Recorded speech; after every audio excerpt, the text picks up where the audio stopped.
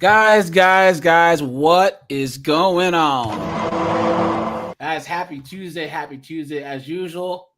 It's good to see you guys, right? Keyshawn, what's up, my friend? He says, I think the Redpill space will only get better with guys like AJ, Lock the Bounty Hunter, Taylor the Fiend. Facts, guys. I think that, guys like, Lock the Bounty Hunter, myself,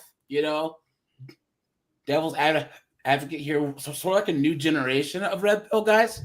And you'll notice that all of us, we aren't pickup artists. We aren't, selling courses or any this foolishness. You know what I'm saying? It's just getting the information out there and having a space for guys to exchange ideas. Because guys, especially now that we have 2020, 2021, 2022, 2023, kind of our talking points went kind of mainstream, right? And now you see kids since they were 15 years old, they're 19, 20 now. They've been using and learning our talking points. So it's hard to fool those guys, those young guys now. And I've said this once before.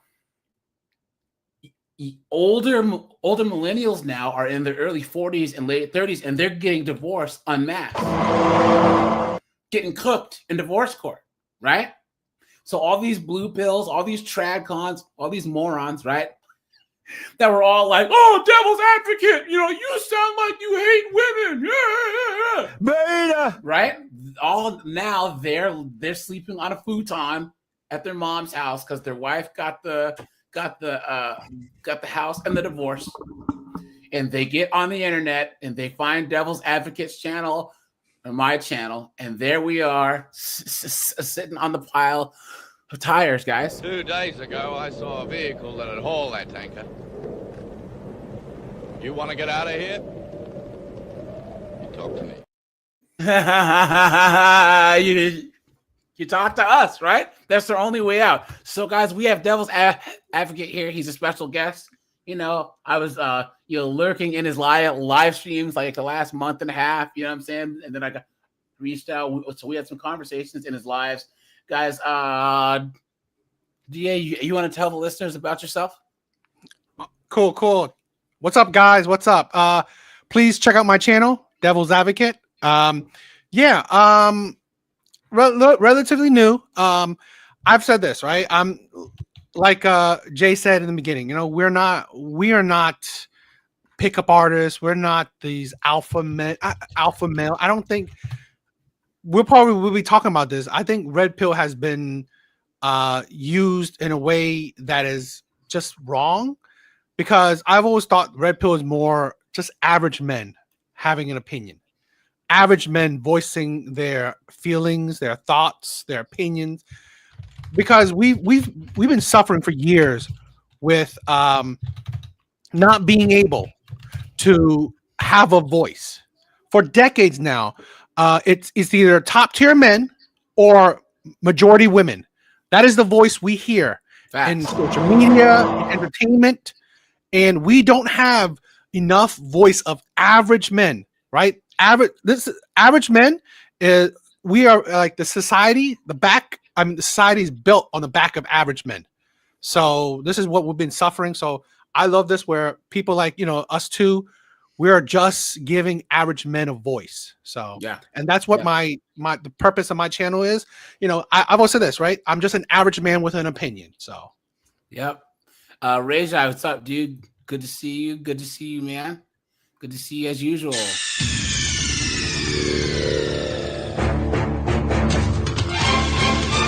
Lenny's here. Tim Hicks is here. Equilibrium's here. David's here. Red Door's here. What's going on? We have the whole Breakfast Club. Steve, what's up, Steve?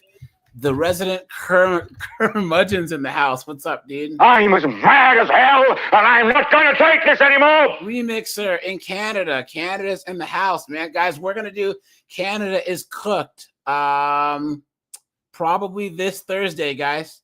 Go over how cooked Canada is, because it's bad, guys. The Freak. Hey, the Freak. What's up, man? Long time, man. Long time. The Mantis. What's up, dude? So, guys, of course, since I have DA here, guys. He's going to be our co-host today for 3NN News. Once again, guys, my intro's a little loud, but it is what it is. Let's break some news.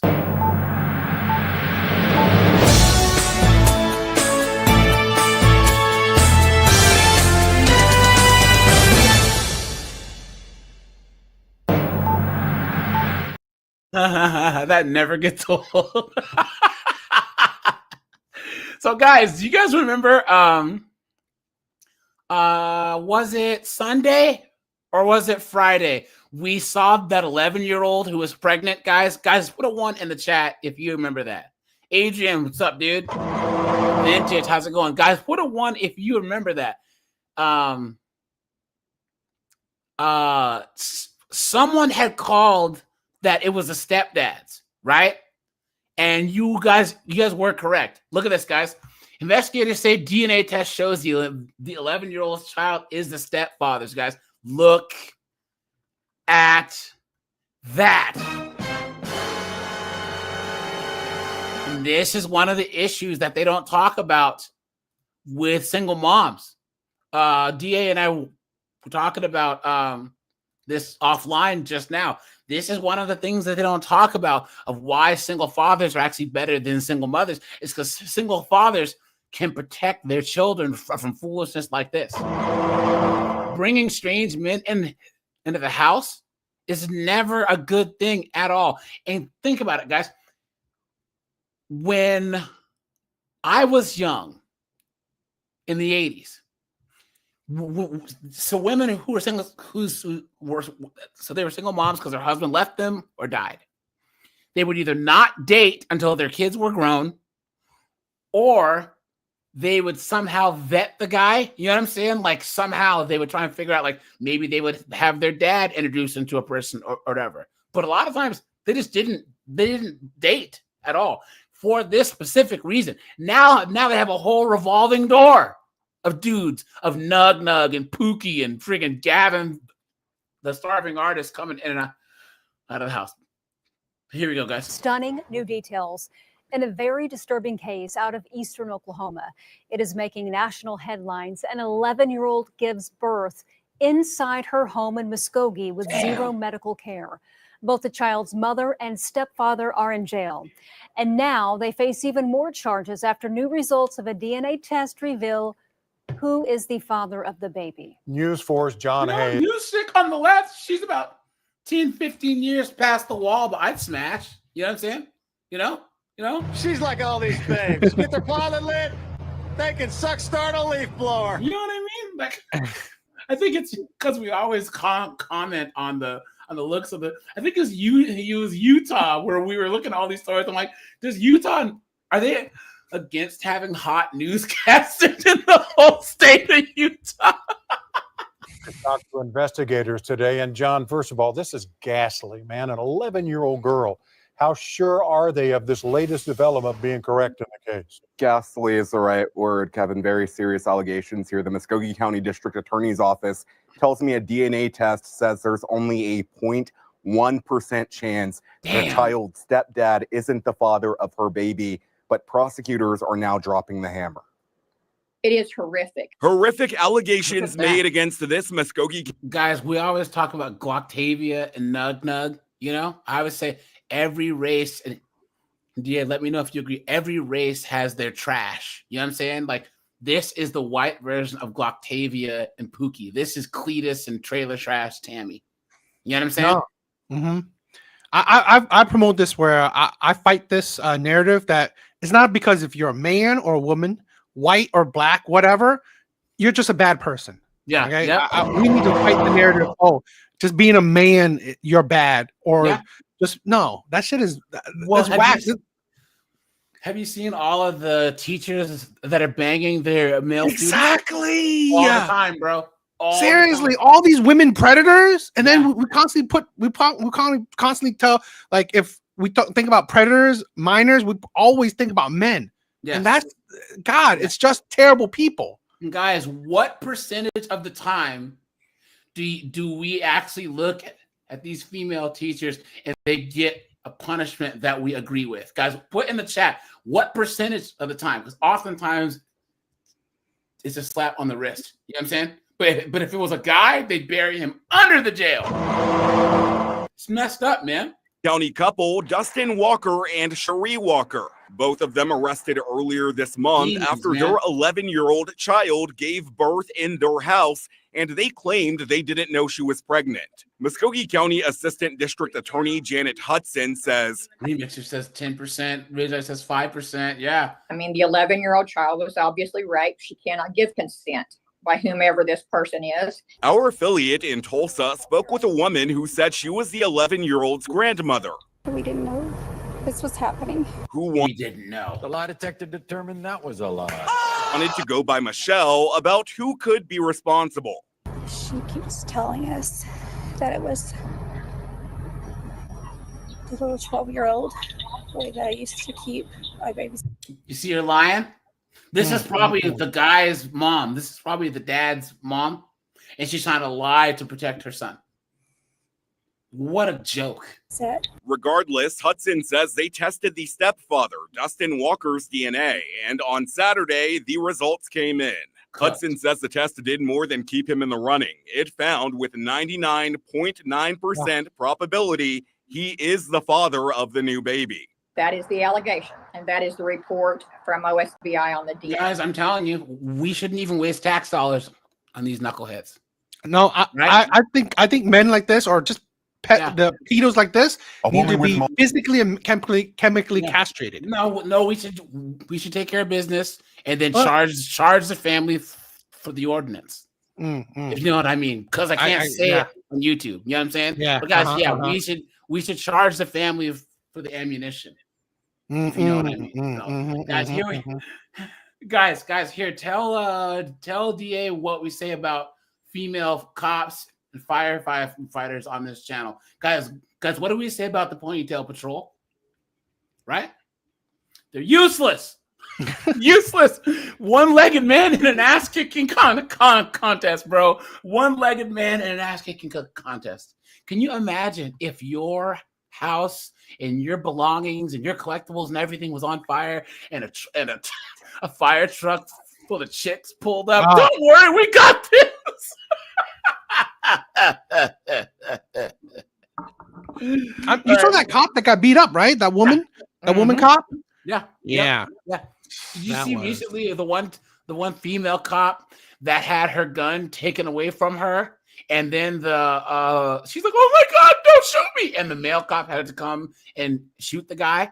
I didn't see that one. If I can find that we'll go over it. But it was absolutely insane. A woman with mobility issues saved from a house fire today in Southwest D.C. Look at all that damage. Fire investigators are on the scene looking into the blaze that came from the rear of the home on the first floor. This happening west of 296 on the 4000 block of First Street. The woman was brought to the hospital with non-life-threatening injuries. She's going to be okay. Well, we continue to learn more now about a terrible accident that claimed the life of a DC fire and EMS cadet. Sadia Williams died after falling from a rooftop terrace while celebrating her graduation with classmates. Fox 5's Bob Barnard is live in Southwest. Guys, are you surprised? Are you surprised? Matter of fact, let me get up the race card. Guys, I am black. I'm telling you. Guys, I used to live in DC. Guys, if you look at any of these rooftop parties, this chick, she was probably trying to twerk on the on the rooftop, guys. Streets. I'm a bitch from the streets. I get that money. Bitch, give me what you got. She fell. What? Blackest Night says she's probably twerking. Oh, Damon Dennis says there's no connection, no bond between the new stepdad and the blossoming young daughter of the mother. If he's not the biological father, he shouldn't be in the house. That's absolute facts. Absolute facts, man. Right there, buddy. Yeah, DA, what do you think? Again, this is the issue where it shows women's selfishness. Yeah. This is why I honestly believe why men predominantly do not divorce. Yeah. Even if men are in sexless marriages, men do not divorce. Yeah. Because men are not selfish like that. They are selfless. Yeah. So they will sacrifice their own happiness for the happiness of their family. While women, at the end of the day, they only care about their own happiness. They don't care about the consequences. So predominantly, this is why women divorce. And then you see what happens. While men will suffer through it, because I've seen so many men that will suffer through, marriage, terrible marriages, until their children are grown adults. So what's crazy is, you guys know how like the Flintstones, they have the Water Buffalo Lodge and all this other stuff where all the guys go. It's a men's club. Guys, why did they have these men's clubs? Oh wait, sorry, Damon, I gotta give you thanks for the $20, man. You are scaring the hoes. Appreciate that. Now, guys, these guys went to this because this is the only place that they had to let off steam and be happy. They would stop here on the way home knowing their home life was miserable. Think about that for a second. This guy would get off of work, getting his butt chewed by his boss, or risking having his arm caught in a machine, having it torn off, or climbing trees or whatever, and then stop and have a couple of cold ones, some other average guys, and then drive home just to hear it from his wife. But a guy was okay with living that way. Us guys have dreams. How many guys wanted to be sportscasters and NBA players or journalists or whatever? But then, you know what? I got the girlfriend pregnant. I had to marry her. This is how a lot of our dads were, our granddads were. You know what I'm saying? And they just lived this way for decades. So, but let's finish this news story, and then we'll jump into with this heartbreaking story and all the details. Bob? Yeah, hey there, guys. We are outside the firehouse that Sadia Williams was assigned to. This is Engine Company 13 here in Southwest DC. And you see they have just put black bunting over the garage doors here. They've just finished placing this here just now. And if you look to the left here, you can see the American and DC flags are flying at half staff today. They're acting like she perished pulling a baby out of a fire. I mean, guys, it's tragic that she passed away. But at the same time, really, you know what I'm saying? Am I tripping here? I mean, am I crazy? You know what I mean? Like she was dragging friggin' a full-grown man out of a fire, Hey. Now, Sadia Williams was just 21 years old, a firefighter EMT, part of the DC Fire and EMS cadet class that just graduated last Friday. That's when this photo was taken. Williams was apparently celebrating with other cadets at a 4-story town. Look at how far up that is. Look at that. Dude. Yo, guys, there's no surviving this. You know what I mean? House on 16th Street Northeast when she fell from the rooftop around 1 a.m. Saturday.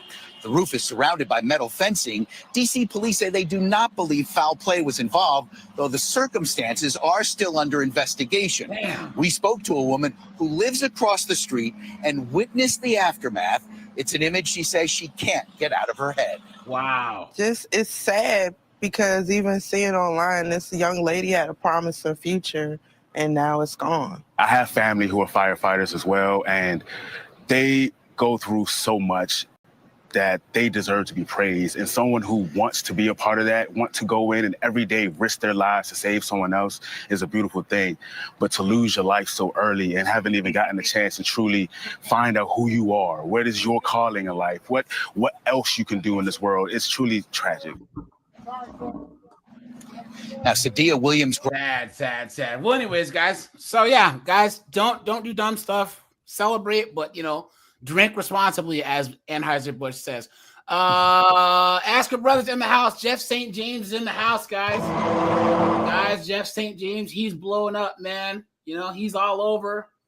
I do want to say, right? Ask a brother if he's still in the live. I love his content, right? Yeah, the man is amazing. So guys, everyone, please stop. Take a second and drop him a sub, man. This guy is doing big things. You know what I'm saying, guys? His channel is taking off. He started doing live streams. So, guys, make sure, guys. He has a book club where he talks about books like 1984. He's going to be doing things about relationships and all all types of stuff. So guys, please go over here, drop him a sub, man. He's doing big things. So I appreciate you guys. Mad intelligent.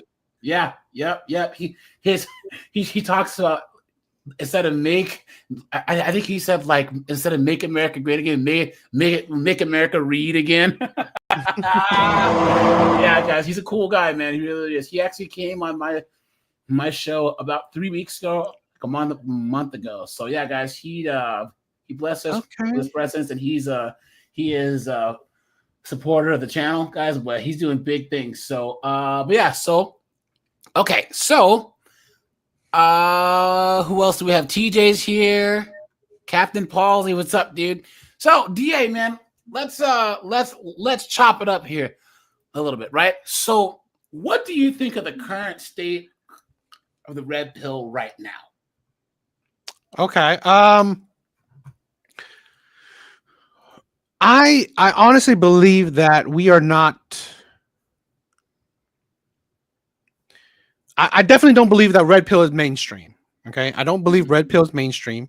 I don't believe that we are doing enough. I don't believe we're not doing enough, and we're not, supporting each other enough. Okay. Because we have so many different, groups and other people who are supporting each other's movements, supporting each other's words. We're not. I think this movement, all right, men's content, the manosphere, all this stuff, we need to really support each other much better. Yeah. So I agree. That's one thing. Devil's advocate. I don't know if you were around during all that pro-black, like Egyptologist, Hotep stuff of like 2011 to 2012, 2013. That kind of went mainstream with like Brother Polite and all those guys when they were caught trying to diddle kids. So one thing that I've noticed about it happens in the main manosphere, but it hasn't happened. It's an ebb and flow in the red pill is the whole, oh, well, devil's advocate. He ain't real. I'm real. You know what I'm saying? He's not the real one. I'm the real one. Guys, all this disqualifying each other. I don't understand it. Guys, there's enough room in this space for all of us, and we can disagree on things.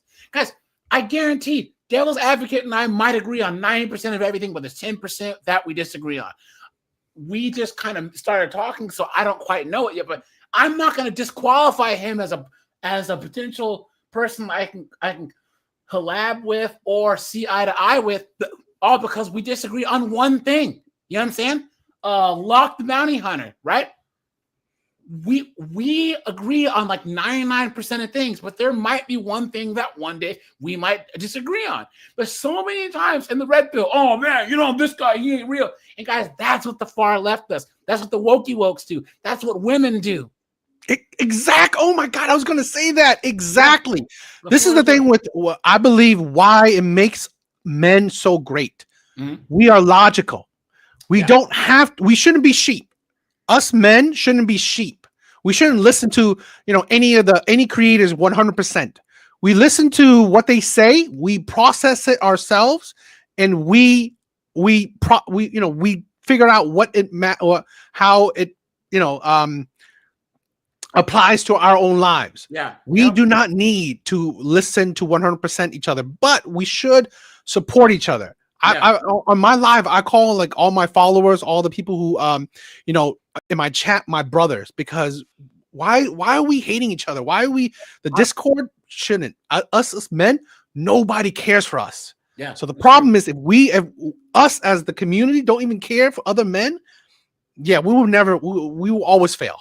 Yeah. And also too, I would say that one of the things that makes our movement superior to any other movements, especially anything that involves chicks, is we're not trying to compete with each other. Guys, I'm 44. I'm not trying to compete with 22-year-old guys. 44-year-old chicks are trying to compete for all the same men as 24-year-old chicks. I say this all the time. Guys like DA and me and guys in the chat, we're trying to help guys that are 19, 20, 22, 23, 24, so they don't make the same mistakes we did. Exactly. That's how it's supposed to work. You know, This is why I love Red Pill more, because these are men that actually support men. We actually care. We constantly see like how media is like, oh, men don't care, men don't feel. No, we are human. Yeah. We have feelings. We do care. So yeah, we do it in our own way. Now here, another question for you. Do you agree with me that society has made the way that women interact, communicate, and learn the default now? I agree. I do agree. We are changing how men communicate. We are trying. I mean, I think society, particularly women, are. Yes, they are. Yep.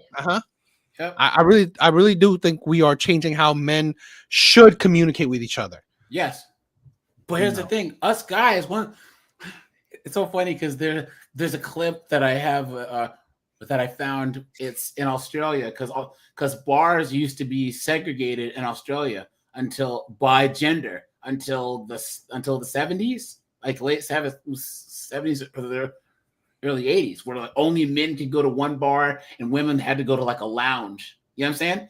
And this reporter is there, like right in these men's face, and the men are like, "Do you not want me here?" He's like, "No, I don't want you here. I'm trying to have a beer." You know what I mean? It's like, what? Men are not allowed to have anything of our own, right? And guys, this is how it goes. Guys, put a 1 if you remember my poker game analogy, or my poker game example. So, Devil's Advocate, myself, Jameson, Damon, and Remixer all have a poker game that we've had since college, and we all play this poker game every Tuesday. We drink scotch, play poker, talk mess, whatever. Devil's Advocate brings his girlfriend. "Oh, hey guys, Stephanie wants to learn how to play poker too." So we're like, Christ, here we go, right? So then, but here I go, and maybe I get drunk too. I drink too much and talk mess.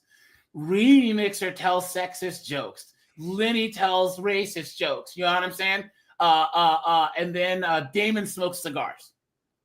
So on the way home, Devil's Advocate's girlfriend, "That AJ guy, he drinks too much.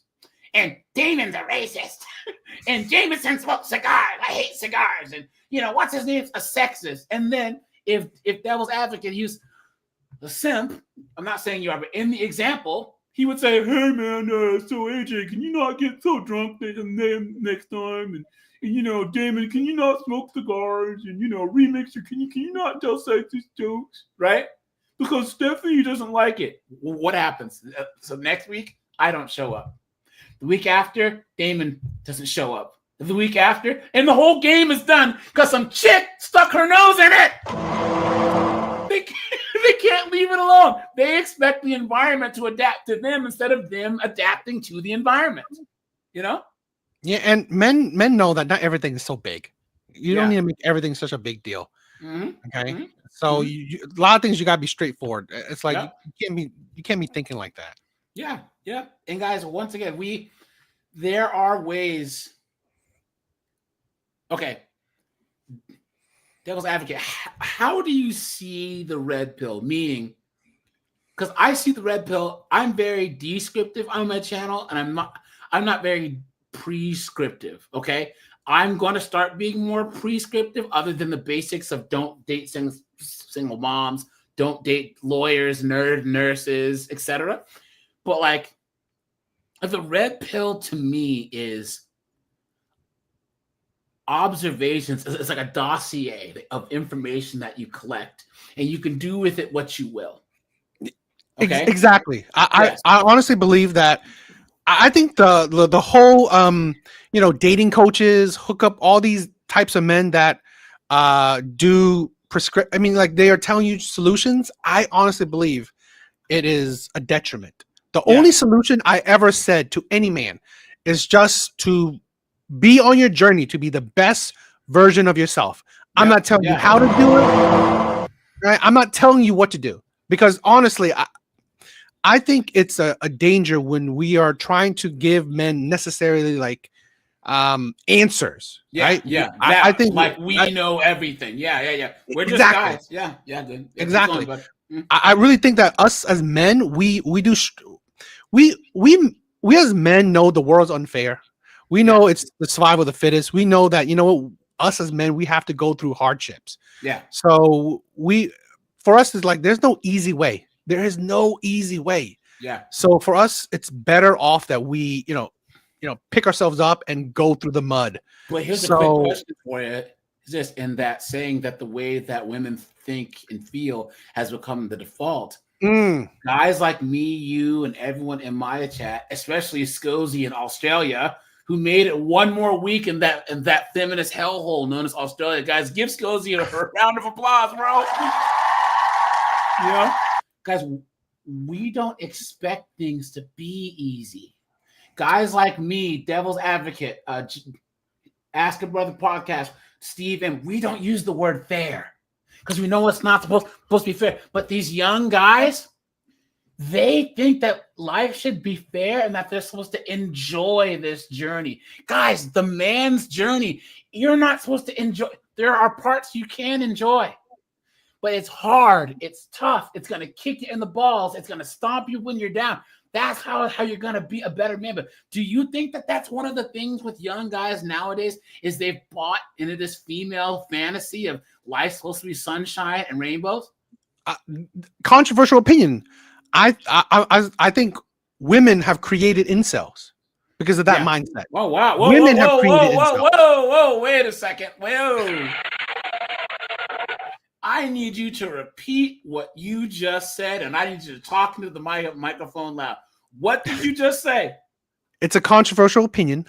I believe women have created incels. Interesting. Yes, because this is a thing where if these incels actually follow men's content, they will know that they will wake up. They will know that you gotta pick yourself up. You can't be like a wimp. You can't be crying. You can't be like complaining about life. No, actual men, we don't complain. We pick ourselves up. We understand the world's unfair. We keep moving forward. Yeah. This is that's the epitome of blue collar men.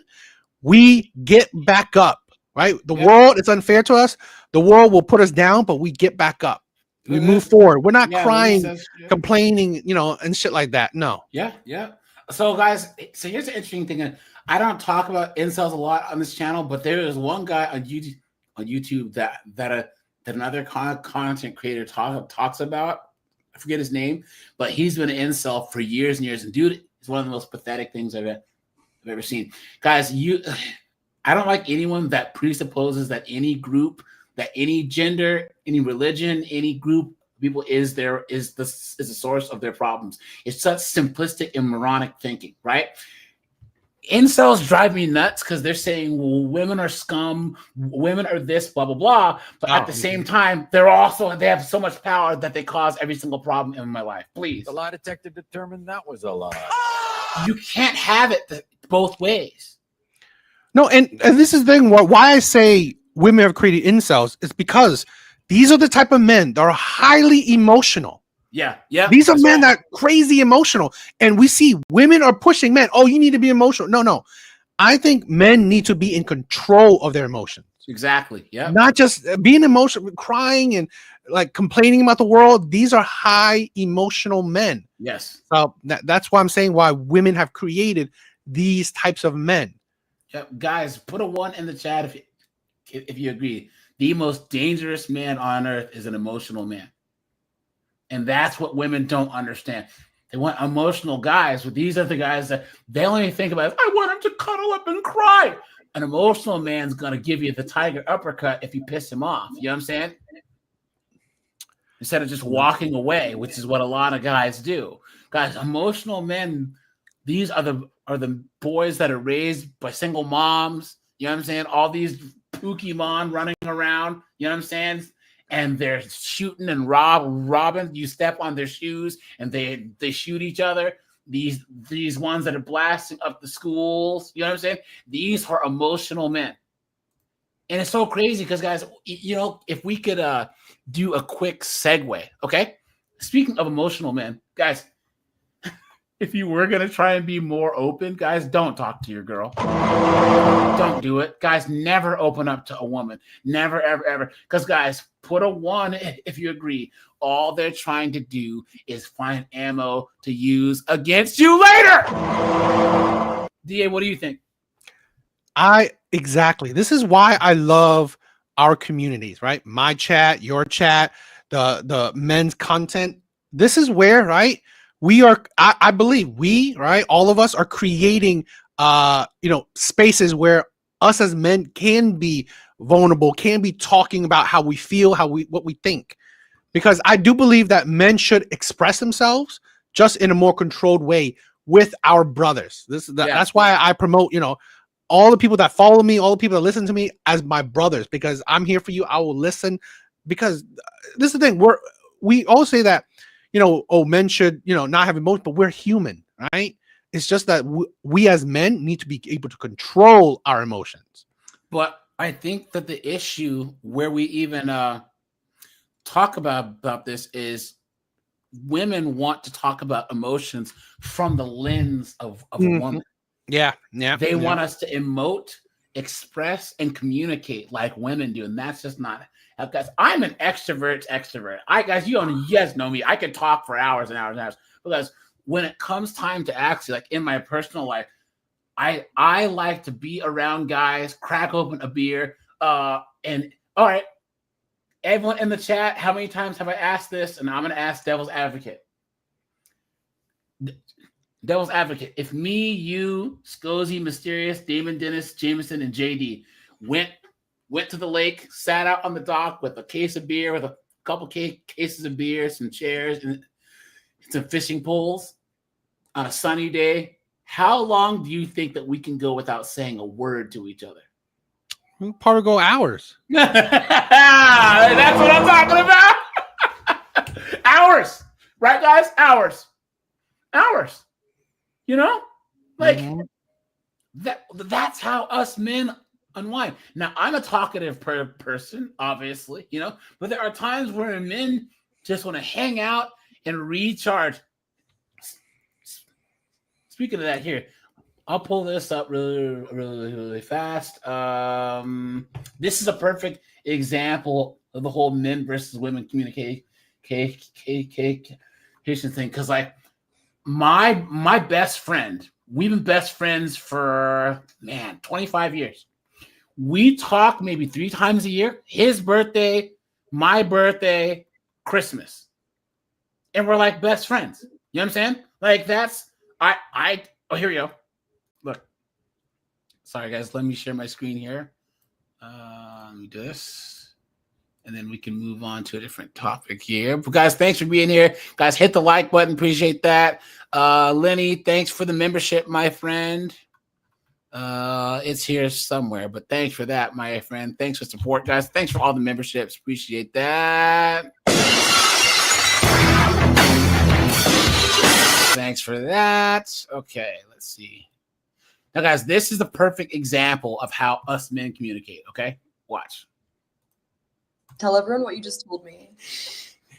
I said my old roommate, Brian, and his fiance broke off their engagement.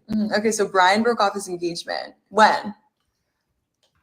Recently, I guess. I mean, he told me pretty recently. And how did this happen?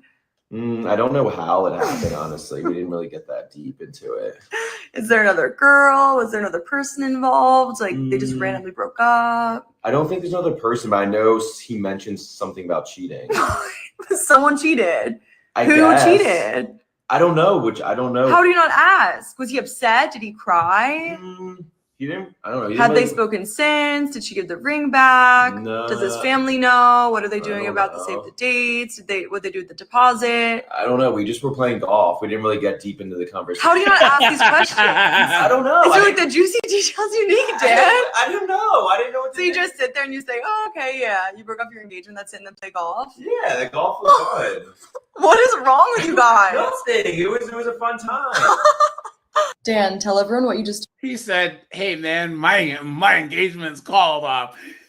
What does his friend say? That ain't got shit to do with me. Hey, that ain't got shit to do with me. That ain't got shit to do with me. Hey, that ain't got shit to do with me.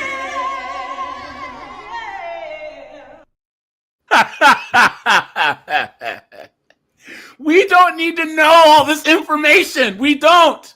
I'm like, hey yo, babe. Me and DA, we were at the bowling alley chilling. Oh, what is he still with? I don't know. Well, is he living in his same house? I don't know. Why didn't you ask him? That's because we were bowling. What are you talking about? Oh no, that there it is. Like chicks, they can't imagine that men are they're so narcissistic now that they think that how they would talk to their friends is the default. Like that there's a deficiency on the men's side for not delving into their friends' lives like a man. I mean, like a woman would, So. No, I agree. I mean, us as men, we're blunt, we're straightforward.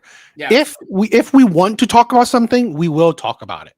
But we don't desire like drama.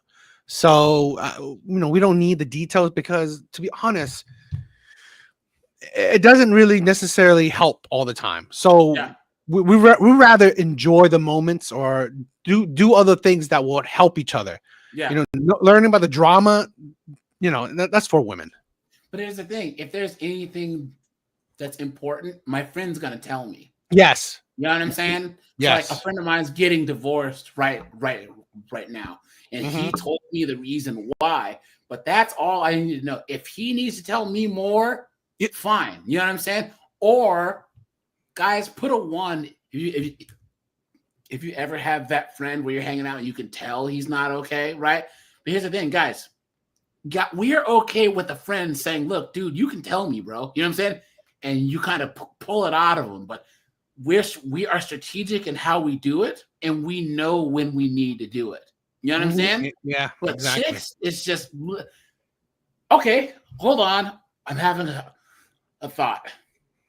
Do you guys know how they say that women are actually more disrespectful because they compliment each other and don't mean it, whereas men, we're actually nice because we insult each other, don't mean it?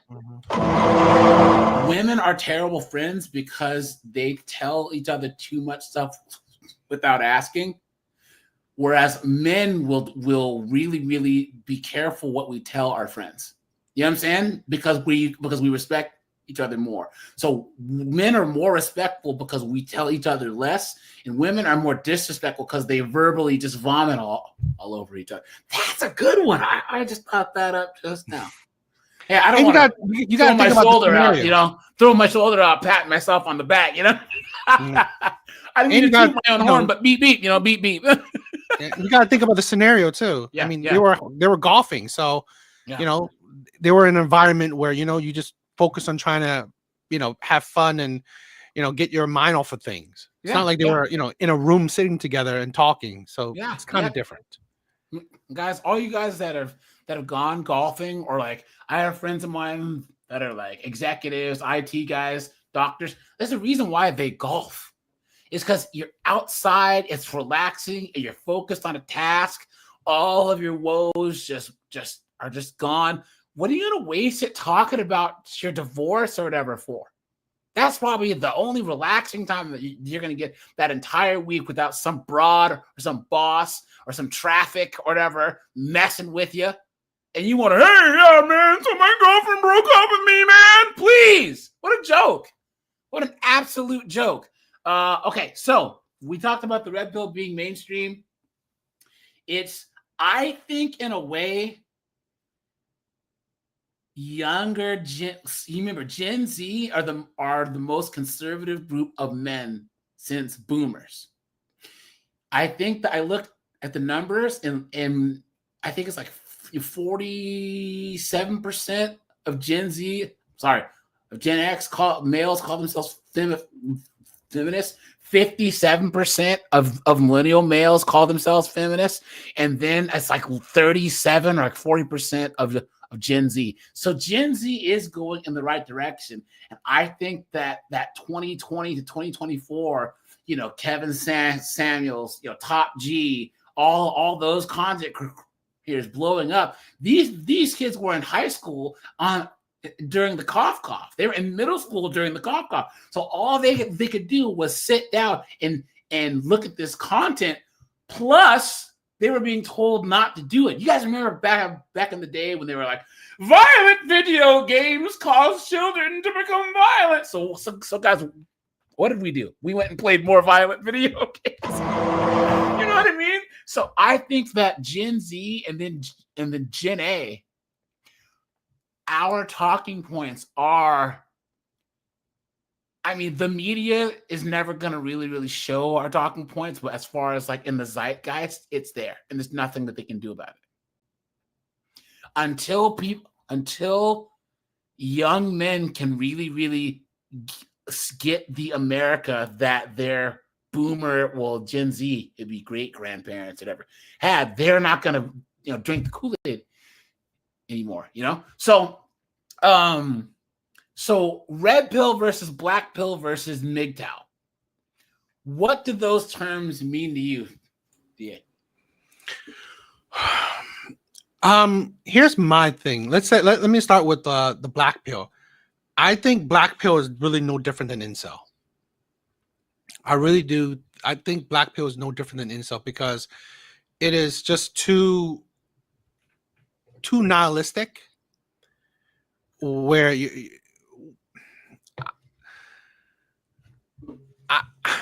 I just think black pill is just too. I think it's a destructive thing. Right, in my opinion, I like MGTOW better. I do like MGTOW better in the sense where it's I'd rather just go my own way. Right, you're accountable for yourself. You're not blaming others. You're not thinking about women this, women that.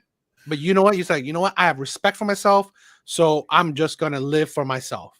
Yeah. Well, I just think black pill sometimes it's just the ideology sometimes is no different than incel ideology, where you kind of in a sense maybe blame women more. And I don't view red pill as blaming women for anything. I like you said before, right? It's just we're giving information out. What you do with it is what you will. Yeah. So that's why I prefer more red pill manosphere content ideology than the black pill stuff.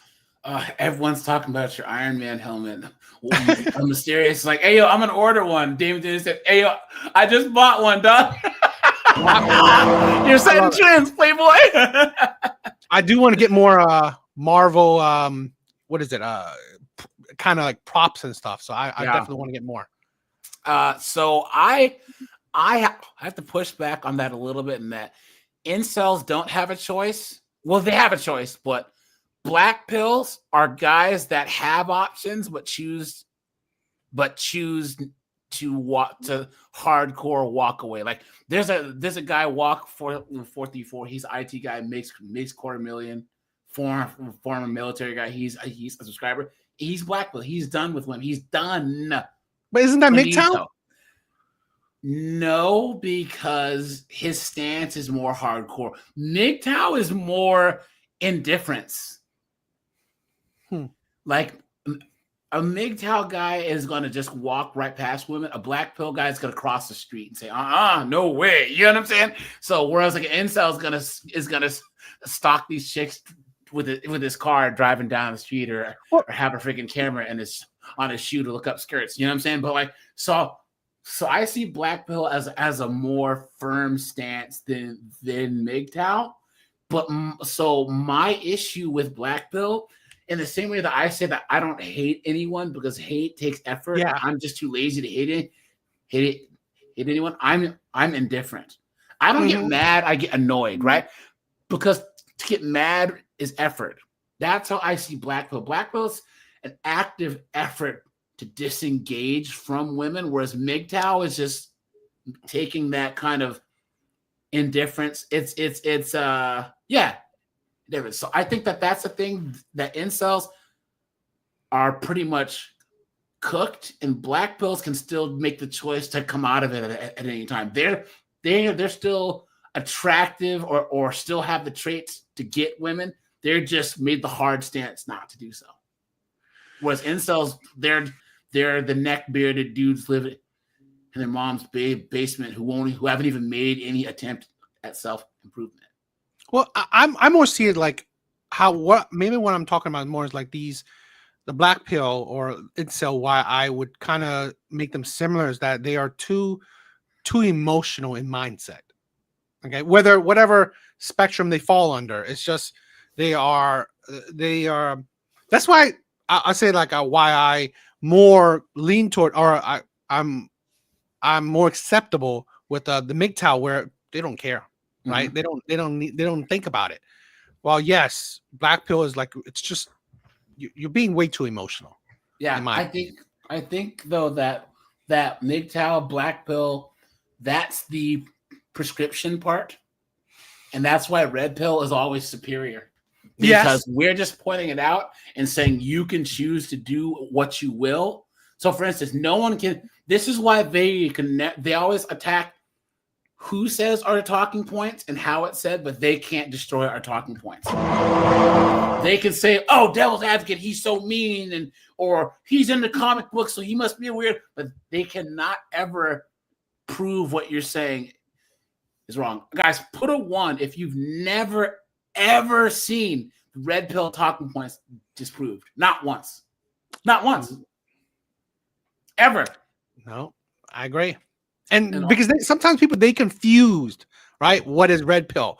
They use like, because this is why I said red pill isn't mainstream, because they use let's say incel, or they use black pill. They use all these like the extreme ends and make that as red pill, which it's not.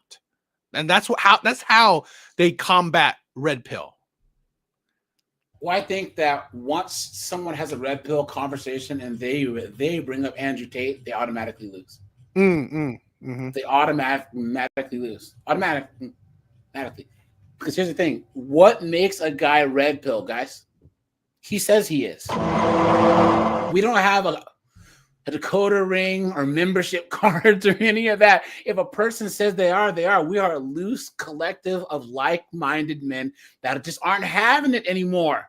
That's it. But the moment that something, guys, do you agree, DA, that about every 23 months, 24 months, oh, the red pill is dead. Oh no, this person, guys, they've been saying that forever. They've been saying that forever. It happens about right under every 2 years. Oh, pearly things, Kevin Samuels, Top G, oh my, fresh and fit. Guys, we're still here. Yeah, no one person is. This is why I say it's better off we support each other, because no one person equals a whole movement. True. Right? Yep. So that's why. And that's what makes our movement superior.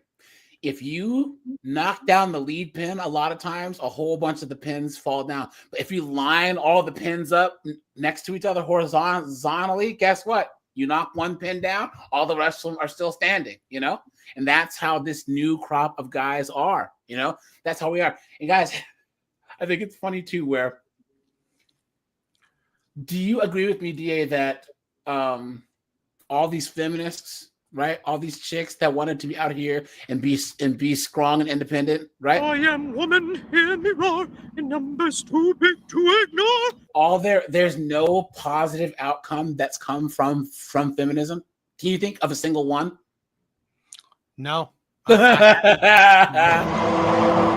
Right? Guys, there hasn't been a single one. Guys, put a yes or a no, right? Do you think that there's been a single positive outcome from feminism? Yes or no?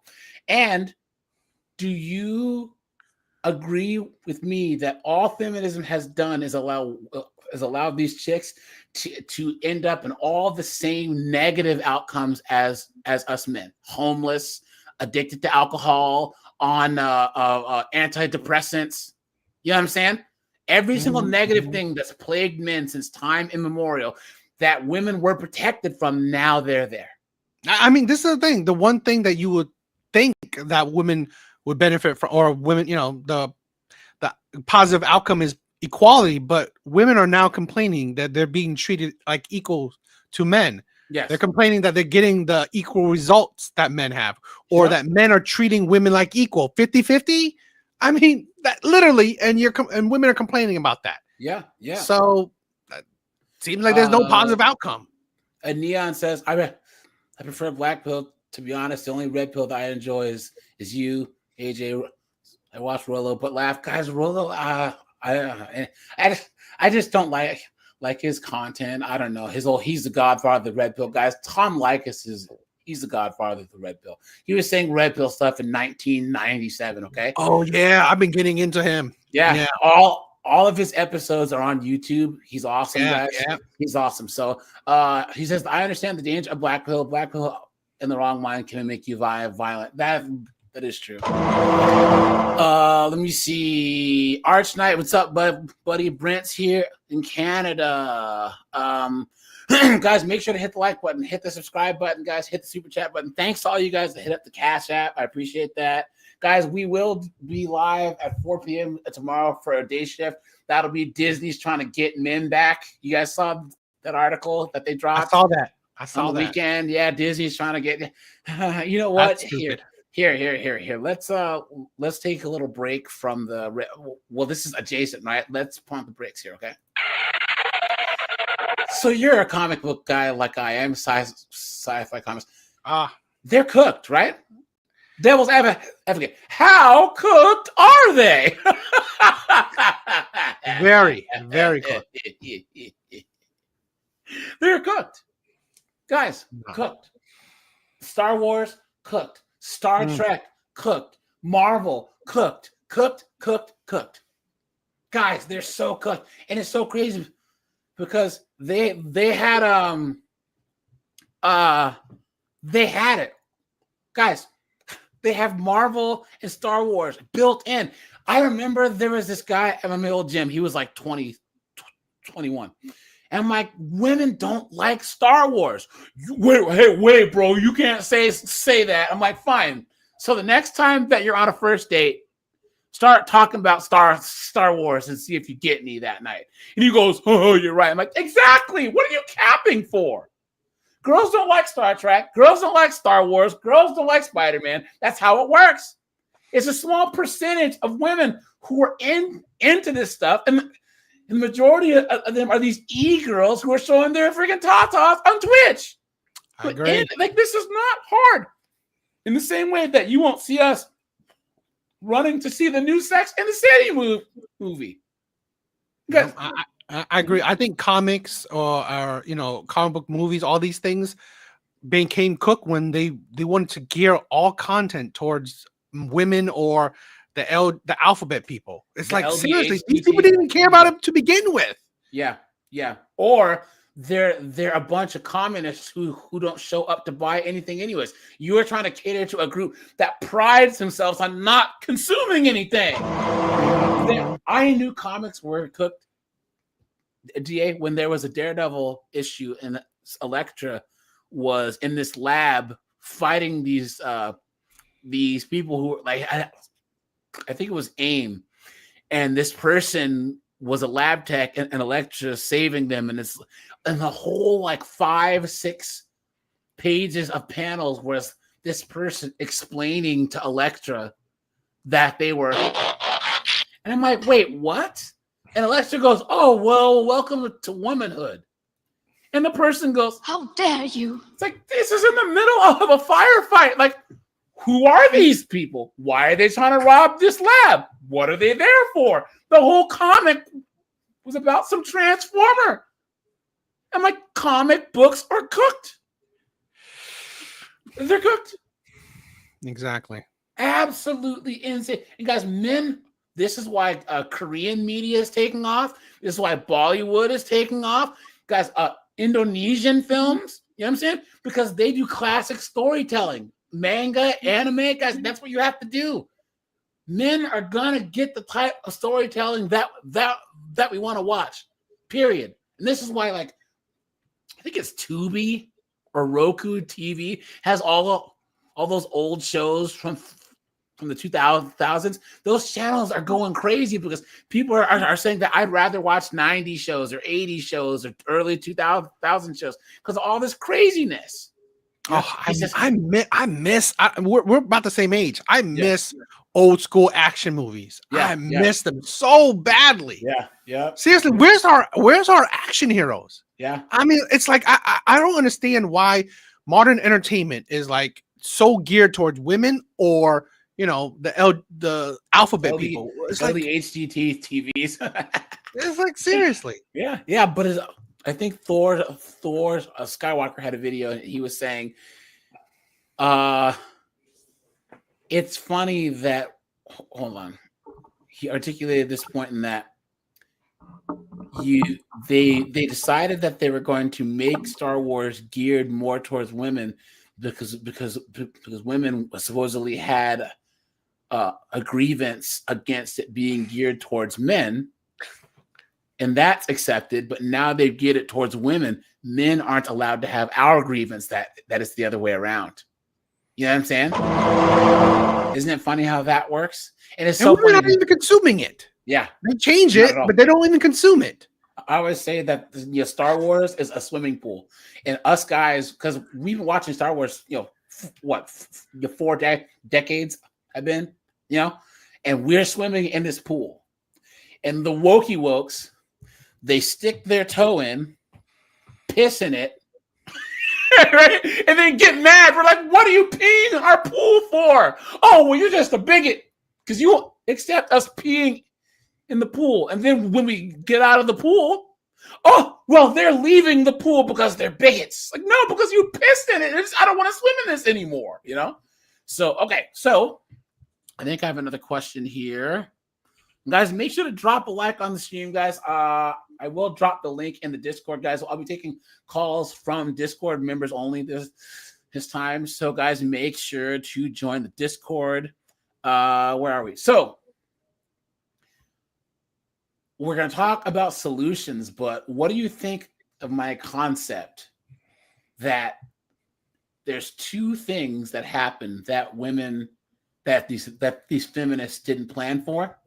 And the first one is that men are asking the most important question that's ever been asked in history. And I call it the bell that can't be unrung. And that's when guys look around and they're saying, what are we getting out of this?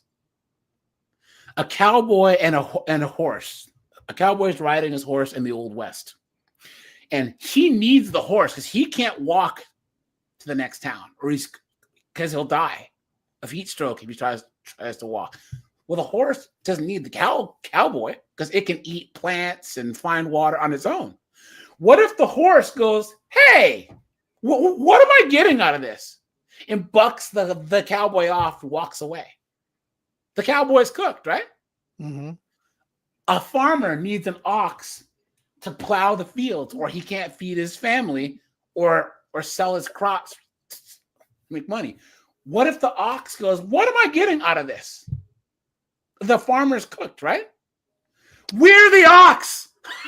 We're the ox. We're the horse. Guys, we are the horse. Men have asked, what are we getting out of this? And no one's been able to articulate to men that are MGTOW, men that are red pill, men that are black pill. They've not been able to articulate why we need to care anymore. What do you think?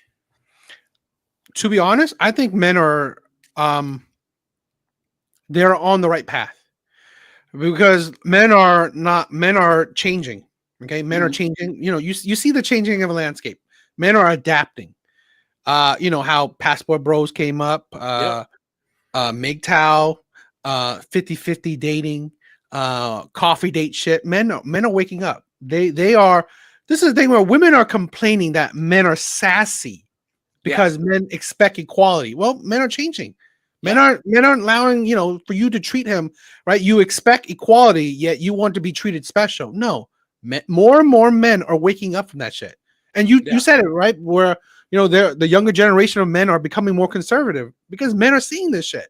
Yeah. So that's why I think men are waking up. It's a slow grind, but the important part is right. Men like us we should, support each other, and all these other men should start, listening to the elders, our unks and shit like that, Yeah. so we could, support this collective. Yeah.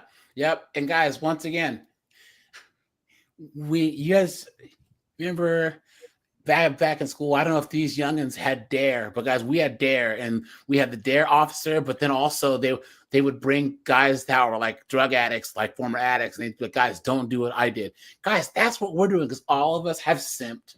All of us have got played. All of us have watched our friends get played, and we're just trying to make it so that you guys don't have to deal with what we've dealt with, right? Exactly. And guys, here's the thing. All of us aren't even that old, guys. I'm 44. I've dealt... Guys, all us guys, you might think things have changed, but they really haven't changed. Us Generation X guys, you're 44 to about 61. We were the first group of dudes that got the 304s and were expected to be traditional to 304s. We were the first. It went on overdrive with millennials and Gen Z, but we were the first. Guys, this is how big a sense that we were. We had, think about the 90s R&B. We had Shy and Jodeci and all these love songs. We're singing all these chicks. You know what I'm saying? We were raised to be super simps. Exactly. Super simps. If you were born anywhere from 69 to 1980, you were raised to be a super simp. We got to watch Urkel get dissed by Laura all the time. You know what I'm saying? We thought that that's how it worked. The Disney effect. Yeah. Yep. No. So the other part I say is the second question that men ask. Well, devil's advocate, you can't say this type of stuff. You can't talk this way about women. And you go, or else what? Or else what? That's a powerful thing, isn't it? That's a powerful thing. You can't say this about insert this group, and the guy stands on the table, grabs his nuts, and says, "Or else what? What are you gonna do about it?" Red pill guys, you can't shame us. You can't. We are gonna say what we're gonna say. We're gonna stand on business. Period. Or else what? What? You can't. Hey, DA, what's the very first video that you made where you got pushback on? Like where people in your comments were saying, "How dare you?" I mean, we'll talk about this, right? You said women. I had a big pushback from when I talked about how black women are. Right? So I got a lot of pushback for that. You got a bunch of, "I'm gonna kill your bitch ass, bitch." Yeah, I had a lot of pushback. Because one of the things I like to support. I mean, we'll probably talk about it. But I mean, like I've dated predominantly black women. So I've said this. I understand the hardships of black men. Better you than me, playboy. I'm allergic to him. No thanks. I mean, dude. I've learned from my lessons, so I understand. All those. I mean, like I don't know if we'll talk about it, but like we probably grew up at the same time where we were conditioned to, oh, you should want the strong, independent women. Yeah. I was saying I was a simp, right? Yeah, me too. I was beta, and I think, oh, you know what? We as men should be going for strong, independent women, all that shit. And like I learned that, wow, that sucks. Yeah. Now I say, guys, college is almost a disqualifier for chicks now. I'm serious. I'm dead ass. Guys, like I used to think this is how, so I'm from Seattle. So I was so blue pill, guys. I'm like, oh, I'm going to meet a girl in college and she's going to have her degree in her career and we're going to be a power couple. Ugh, guys. You know what I mean? Like that's what the simping will do, Guys, I'm going to drop the link in the Discord. So anyone who wants to come on up, just hit the link. Okay. So, okay, here we go. So the friend zone, my friend. I know that you just did a live. Oh, sorry. So the very first first video that I got pushed back on, I did the whole, if a woman lies to you that she's on birth control, which guys never believe them, but if you shoot up the club and she's pregnant and she says that she's going to keep it, right? And she wants to make you a parent against your will, and the DNA test says it's yours, guys, if it was me, all she's getting from me is direct deposit, straight up. Dead ass. I'm serious. Do you know how many people, male and female, were on my channel? How dare you? No, guys, I don't have to teach a little bastard how to play catch. No. If I say I don't want to be a parent, I'm going to do what's legally responsible. And I wish some 14-year-old would come knocking on my door. Are you Mr. AJ? Yes. You're my daddy. Can you take about 3 steps back? Bam! And I slammed the door straight in their face. You can't shame me. You can't do it. Oh, well, AJ, I don't have to do anything. If I tell a woman I don't want to be a parent, okay, and the condom breaks or whatever, she chooses to, we can't do financial baby deletions on the man side. All I'm going to do is what is legally required. I am beyond shame at this moment. Guys, you cannot shame me. And guys, another thing is women's tears don't affect me. I say this on the channel all the time. Part of being a man is steeling yourself to the effects of women's tears. Because it don't work on me anymore. But so the friend zone. DA, give your advice to the men out there about the friend zone? Because I know that you just had a live stream about this, right? Recently? Yeah. I do talk about it from time to time. I mean, like we probably know it, right? We grew up as simps, so never be with women that don't want you. Facts. No. Because if you're in the friend zone, one, you are a fool because you're hoping to be her second choice, to be the man she settles for. And second, she doesn't respect you. Yeah. She's not going to respect you. And it's like, this is a thing where you don't respect yourself too. Yeah. That's one of the things that's a tenet of my channel. I promote men. We have to respect ourselves. Right? I've seen so many men who have zero self-respect. And that right there is sad to me. I don't know why we have so many men that are fine with being settled for, are fine with being used, are fine with getting like the bare minimum. It's like so many men are doormats, are spineless, have no self-respect. It's a sad thing. Yeah. Yep. Because guys, if you are, first of all, only interact with chicks that you're sleeping with, you are related to, or if it's at work, you guys know what I say. Keep the talking to female coworkers to a minimum. Okay, guys, don't talk to them. Don't look at them. If they say hi. But guys, no lunches, no traveling, no mentoring, no happy hours, no none of that, because you can get cooked. But guys, if you have a female friend, guys, what do you even get out of having a female friend? Nothing.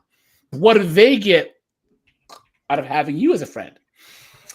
Devil's advocate, can you come and help me move this furniture?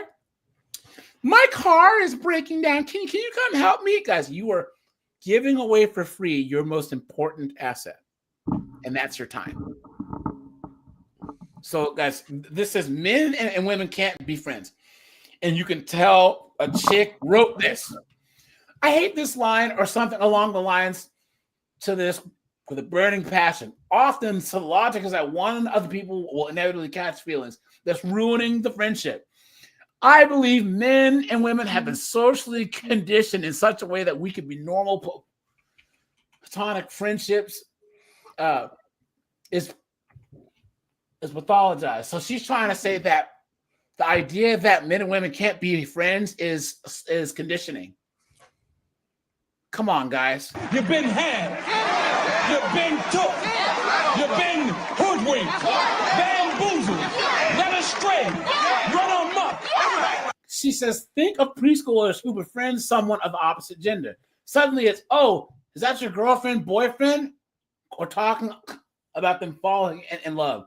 Children then stop associating with the opposite gender. That isn't true. Guys, once puberty hits, then all of a sudden it's like you kind of wake up a little bit, you know? This grows into the circular logic of men and women are just different, which is an annoying utterance because when you get down to it, you realize there's little justification behind it. Guys, this has to be a woman saying this. This has to be. This has to be. Women gain from male friends. They get attention, validation, free rides, free food, all this foolishness. Exactly. Look at that, guys. I think emotionally mature people prove that this is bunk by being open to being friendly to anyone, but it still does agitate me when I see this phrase doled out. It's even worse when someone gets in a relationship and the partner starts controlling them with ish like, why do you need female friends? Or I don't trust males. I know what they want, guys. You see, this is a chick. This is a chick. She was with a guy, and the guy was getting mad that she had all these simps in her orbit. You know what I'm saying?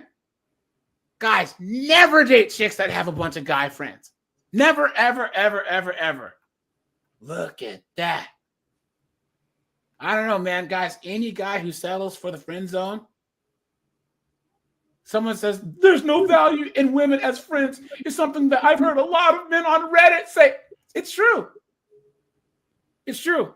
And guys, we all know one thing about these women that have a lot of male friends, right? You tell her she's a goddamn whore. That's the thing about these shits.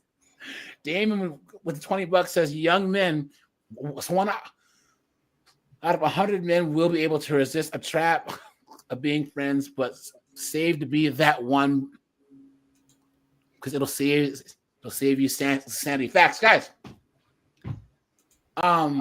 I call the whole friends conversation that we're just friends the kiss of death, right? Because guys, that means as long as you know her, you're cooked, right? Kiss of death. Guys, she lets you know exactly how she feels. She's basically saying, I don't want to have sex with you, but I want to use you for things. And there are men with no self-respect, just like DA said, that, one day, bro, one day, Tyler, one day she's going to like me, bro, even though she gets piped down by Chad and Tyrone and Nug. Please. Thanks for the $20, man. Appreciate that, my brother. You are scaring the hoes. Yeah, man. Oh, so DA, have you ever been in the friend zone where you looked up and you were like, what am I doing? Yes, exactly. I when I was young, I mean, like we said, you know, we've all been simp when we were young. We were all fed this idea of how to treat women, and through experience, I've learned that that's just you're not. This is how you treat women, but we neglect how we're treating ourselves. Yeah. This is why I say you have no self-respect. You are a doormat. We are expected to allow women to treat us like doormats. Yeah. It's just disrespect, and I hate that so much. Yeah. Because one of the things I want to, you know, with my content I promote is that there are so many men that self-delete. There's so many men that are suffering, and one of the biggest thing is that so many men have no respect for themselves. Yeah, it's sad, isn't it? Yeah, it really is. And once again, a lot of guys really, really, really feel isolated and alone. I used to do courtroom madness. Was a live stream that I would do where I would go over this courtroom footage of these guys getting cooked, and you start to see these stories of like even subscribers of mine that are like, I got cooked in divorce, false accusations because the ex-wife was saying that I did this because of the custody and all this foolishness, you know? But all right, so next question, my friend. For the sake of dating, right? And guys, put the group that we decided on during our live stream back in May. Guys, what race of chick is the worst to date and what is the best. Guys, put what we put as the worst and then put what we put as the best in the chat. DA, what do you think? Well, I mean, let me say this. My view is very skewed. I've only dated black women. Only? Yeah, I've only had one Asian girl, and that wasn't that great. So my main history has been mainly black women. So all I could say is that the best is black women, but the worst is also black women. So, you know, So that shirt's covering up all the stab wounds and the slashes from the razors and all that. I can tell you, definitely not easy. Definitely Getting not hot easy. grease thrown on you. no, but okay. So I think universally, my channel B-dubs are the worst, and then we said for actual dating and long-term relationships, that it was probably Asian chicks, meaning like these are the ones that haven't like been brainwashed by college yet. Because here's the thing. Now, okay, so I'm from Seattle, so there was a lot of like first generation Koreans, Japanese, Vietnamese, Cambodians, or whatever. So like I've dated a lot of Korean girls, Cambodian girls, or whatever. But like any immigrant group, that by the time they're second, third generation, they're just as goofy as as regular chicks. I do a lot of the student loans and the useless degrees. You know things are bad when you see all the Asian girls I went to college with. They were the only hot chicks that were in engineering classes were either like Chinese immigrants, you know what I'm saying, Indian chicks or whatever. But now you see Asians majoring in gender studies. You know we're good. You know we're cooked when the Asians are doing it. You know what I'm saying? So, but I would say that B-dubs, see, it's different because a B-dub will treat you differently than she treats me. I've been with a couple of black girls, and before we started dating, I saw them dating like a white guy or a Hispanic guy. And then the moment that they talk to me, it's completely different. And it's honestly, that's a cultural thing because there's a disdain and low-level hatred that black women have for black men, period. Right? And that's all part of the last 50 years and the Democrats and all that other stuff, right? So, but you see that in the same way that black women say that, oh, well, when a white guy dates out, it's always an average or below average chick, right? But at the same time, whenever a black girl especially dates a white guy, he's a neck-bearded below average dude, right? Oh, exactly. You know what I'm saying? Mm-hmm. But what do you think of this? And guys, who else in here is from the West Coast or from the Pacific Northwest? I know Colin is. Hey, Korg, what's up, dude? Steve is here. What's up? Where I'm from, white girls hate Asian girls because the stereotype is all the best white guys get with and marry Asian women. So all the white girls can't stand it. Anytime that they see an attractive white dude with an Asian, right? Oh boy, all of a sudden it's Ellie, I'm gonna kill you, you fucking whore. You know what I'm saying? In the same way that B-dubs don't like white chicks. But here's another thing. Do you agree with me here? Eastern women are to Western women what white women are to B-dubs. You know how B-dubs can't stand the fact that black men have more options and will date out? Western women can't stand the fact that there's guys in the United States and Canada and the UK who will go to Thailand or Cambodia or Turkey or anywhere in the East or South America. They can't stand it. They can't. They want a captive audience, you know? No, I do agree that it's a slow movement. I do think it's a slow movement. Not enough men are waking up. They're not. I don't think there's not enough men are waking up to the possibilities, right, of being, opening your dating market to the whole world. I think but that right there is what women view as dangerous because they know more option men have, they will be struggling even more. That's true. Yep. But I think it's funny that up until recently, women have always known that they've had to compete for men, right? Like, and in high school, chicks know that they have to try and compete to get the attention of the captain of the football team, right? Or like back in the 50s, the 60s in small town America, these girls wanted to marry the dentist or the doctor, the town doctor, or the mayor. You know what I'm saying? Now chicks, especially B-dubs, the very idea that they would have to compete for any guy. If you even say that, it's how dare you? You know what I'm saying? Because here's the thing about us black men. If every marriageable black man were to marry a black woman, there would be 2 million more black women left. And they don't think that just by numbers alone that they need to compete. And now, once again, us blacks, we are the canary in the coal mine.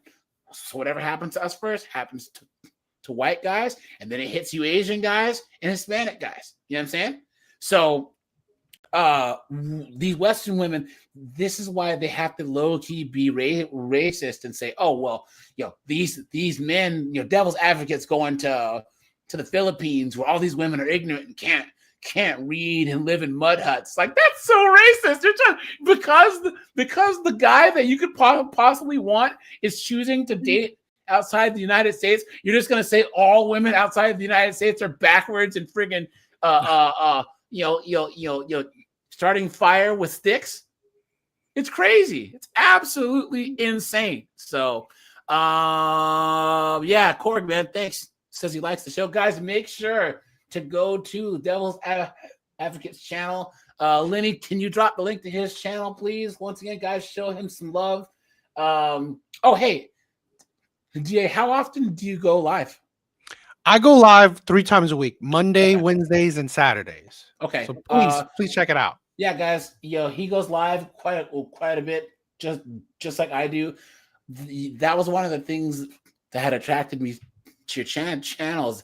Is you're one of the few Red Pill guys that actually goes live a lot, because that's one of the reasons why I started my channel being the way it is to have it be more interactive.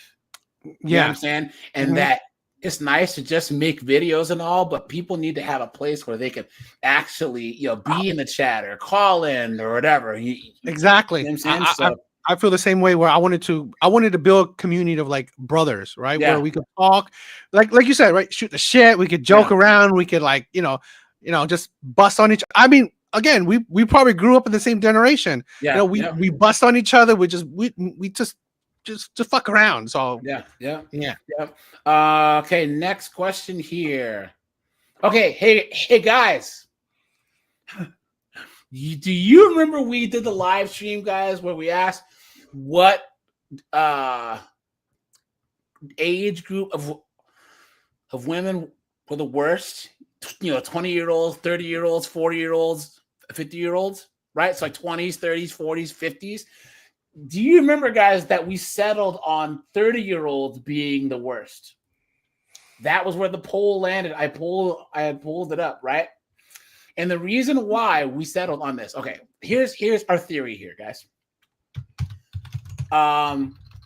Women in their late 40s and 50s, they will divorce their husband for no reason, and they're delusional, and they're always crying about, I miss my husband. I should have never left him. Blah blah blah blah blah. But they are delusional because they've been out of the dating game for so long, right? The women that are in their 40s are the same way, but there's a large group of them that have never been married, right? And they're single moms by choice. But the women in their 30s and the women in their 40s are still delusional enough to think that they can date like they're in their 20s.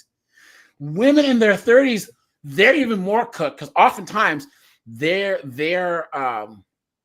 still kind of hot enough to actually look like they're in their 20s, but they have young kids and they're still trying to date like they're in their 20s. So they are completely delusional. If you meet a chick who's 33, 34, she probably has a 3-year-old, or like a 1-year-old, a 3-year-old, a 4-year-old, was engaged and then never got married, and then once devil's advocate, I'm a born again virgin. What do you think? I know that was a lot of information there, but here you go. Well, I mean, I don't know. I would say any particular age group, but I always say this: as women get older, they become bigger red flags. Yeah, facts. So more as they get older and still in the dating market, they just become bigger red flags. There's a reason why, older women can't settle down or can't get a man. Yeah. And dating, I've said this in my own show, dating for women is easy. So if you are in your 30s, 40s, 50s, and so on, and still trying to find a man, there's a reason why. Well, but here's the thing that women in their 40s and 50s don't understand. There's 3 types of guys that are single in their mid to late 40s and 50s. Number 1 is the guy who got his balls burned in a divorce. Okay, he's 45. He got divorced at like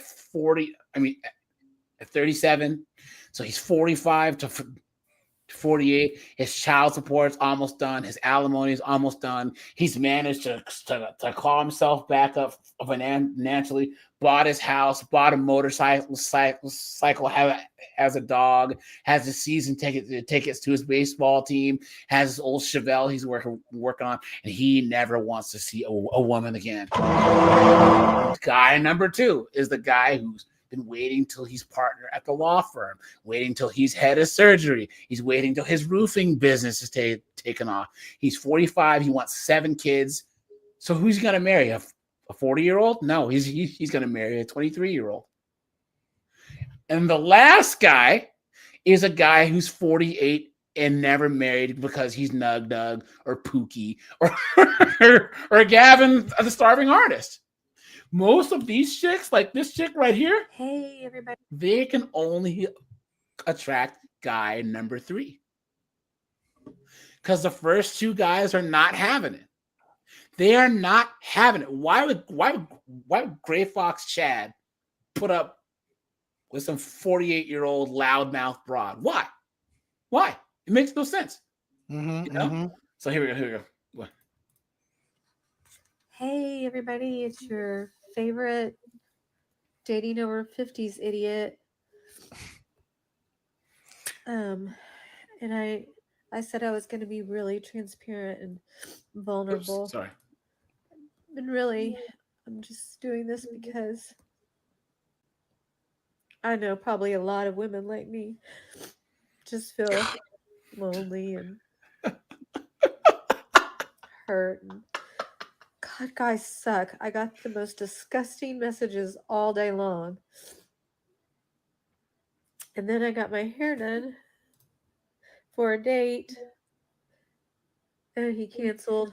But it's okay. I'm not crying over him. As she's crying right now.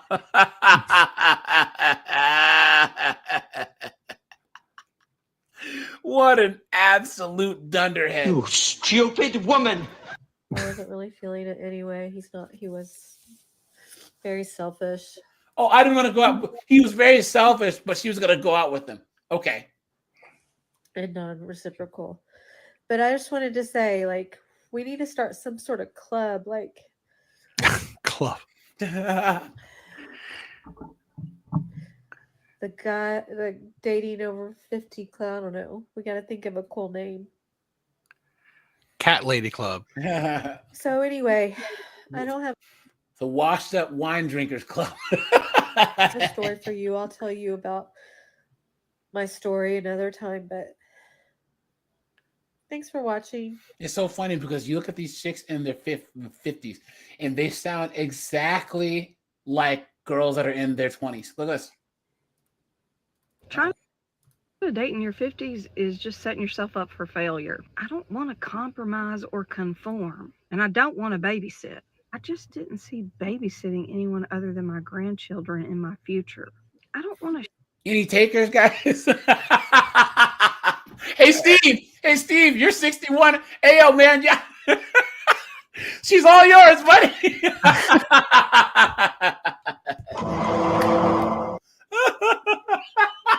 And she's like a nurse or something. Oh no, here, DA dude, she's all yours. All you gotta have is a Starbucks gift card, and you can take her out a date. But this is the problem, right? They're this old, but they are so selfish. Yeah. Yep. I don't want to change. I don't want to do. Well, then you might as well just stay by yourself. Yeah. If you don't, what are men getting at your like? This is the problem. Why I said like as they get older, they become bigger red flags because as women get older, they get more selfish. They don't care what a man gets from dating them. Yep. I. Me. My Exactly. wants. Oh, hey. So here, let me do this quick. Okay, so I had put something in your chat. What do you think of men's nature is inherently selfless and women's nature is inherently selfish? Yeah, do you agree? I agree 100%. Guys, our nature is to sacrifice for family, children, neighborhood, country, etc. Right? Women's nature is selfishness because they have to worry about themselves and then being able to somehow acquire stability for their offspring or their children or whatever. Or at least that's me putting it in a positive light, right? But the only thing that made women act selfless was religion, gender norms, and shame. And now those things are going away, and we're seeing what women's true nature is. Guys, I'm not religious at all, but I see its uses. You know what I'm saying? There's a usefulness to religion. There's practical use for religion, and a lot of that is the social norms, the gender roles that it promotes, right? The accountability that's built in, you know. But now all that's gone, and guys, these women have been free to succeed, and they're free to fail, and they're choosing to fail. You know what I'm saying? What are you saying? No, exactly. You're correct. I mean, like women themselves have made dating hard. Yeah, they made dating impossible. Yep. I mean, this is the thing where men always knew women are selfish, but men dealt with it because at least that they had the respect, they had the authority, you know, they had all the responsibility, but at least that came with authority. Yeah. Now women still want to put all the responsibility on men, but no authority at all. Yeah. So men are saying like, what's the point? Yeah. What's the point of dealing with selfish women when you really get nothing out of it? But even protection, right? You women expect men to protect them. So the women of the village were under the protection of the men, but they wouldn't go run out to a friggin' bear's cave and run into the cave and then get mauled and be like, why didn't you protect me?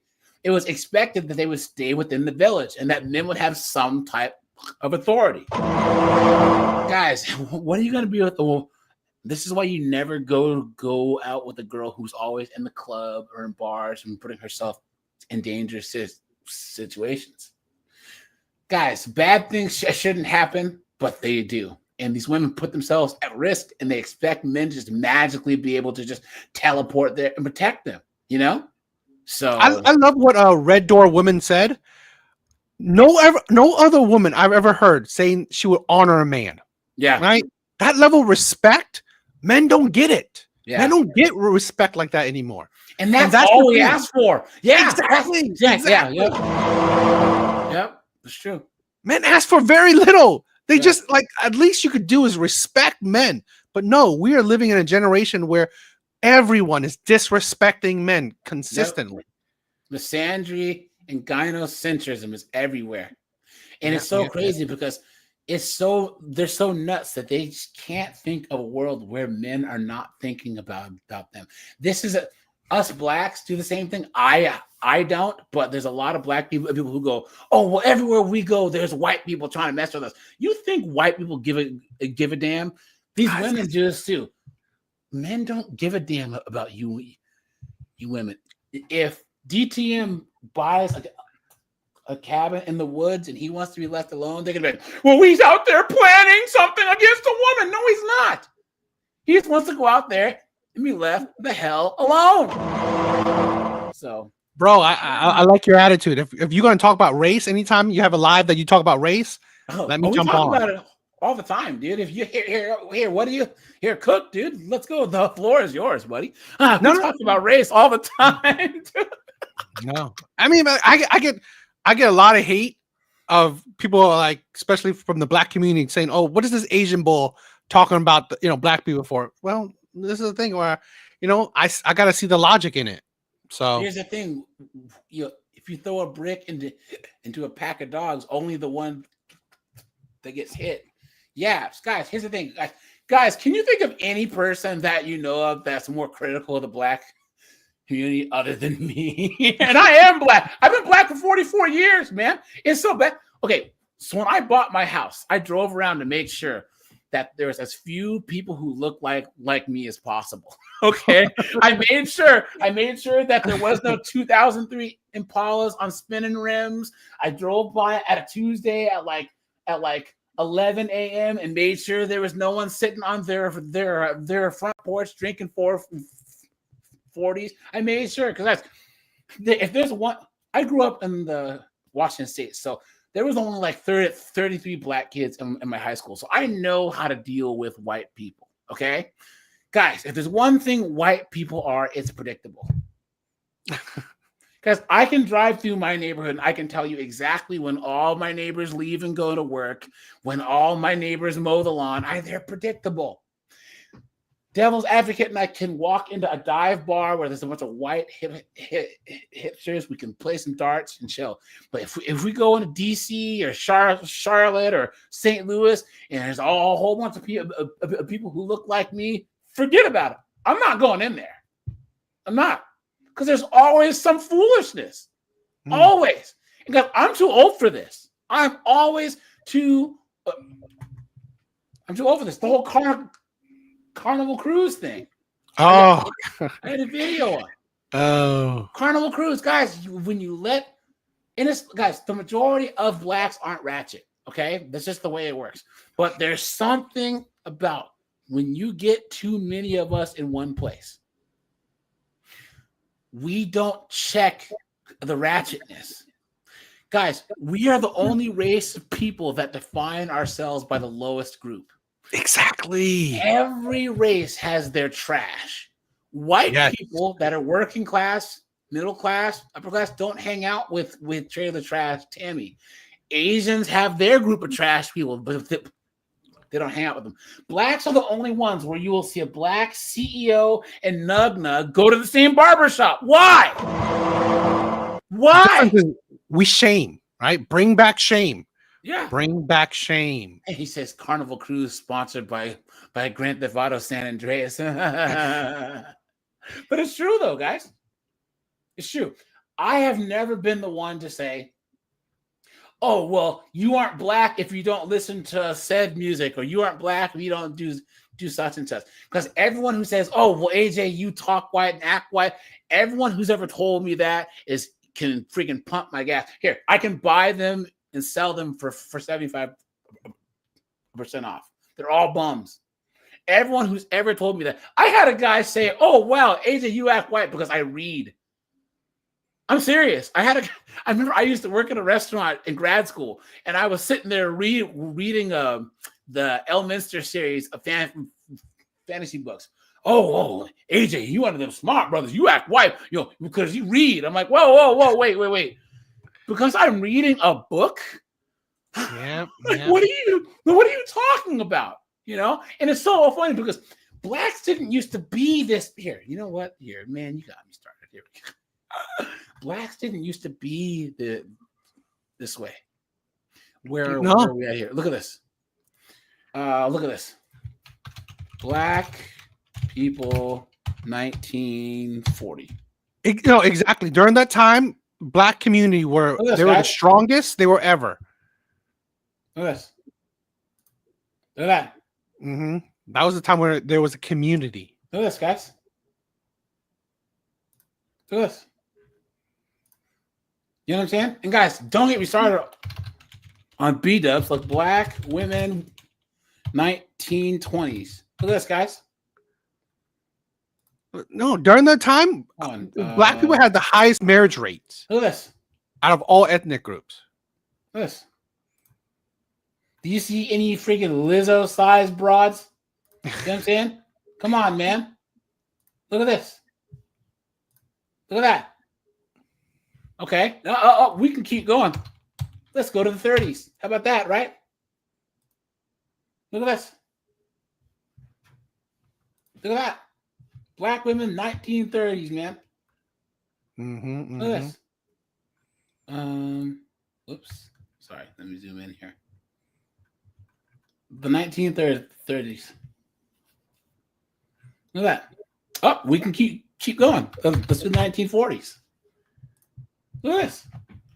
Yes, he Lizzo size broads? No. Look at this.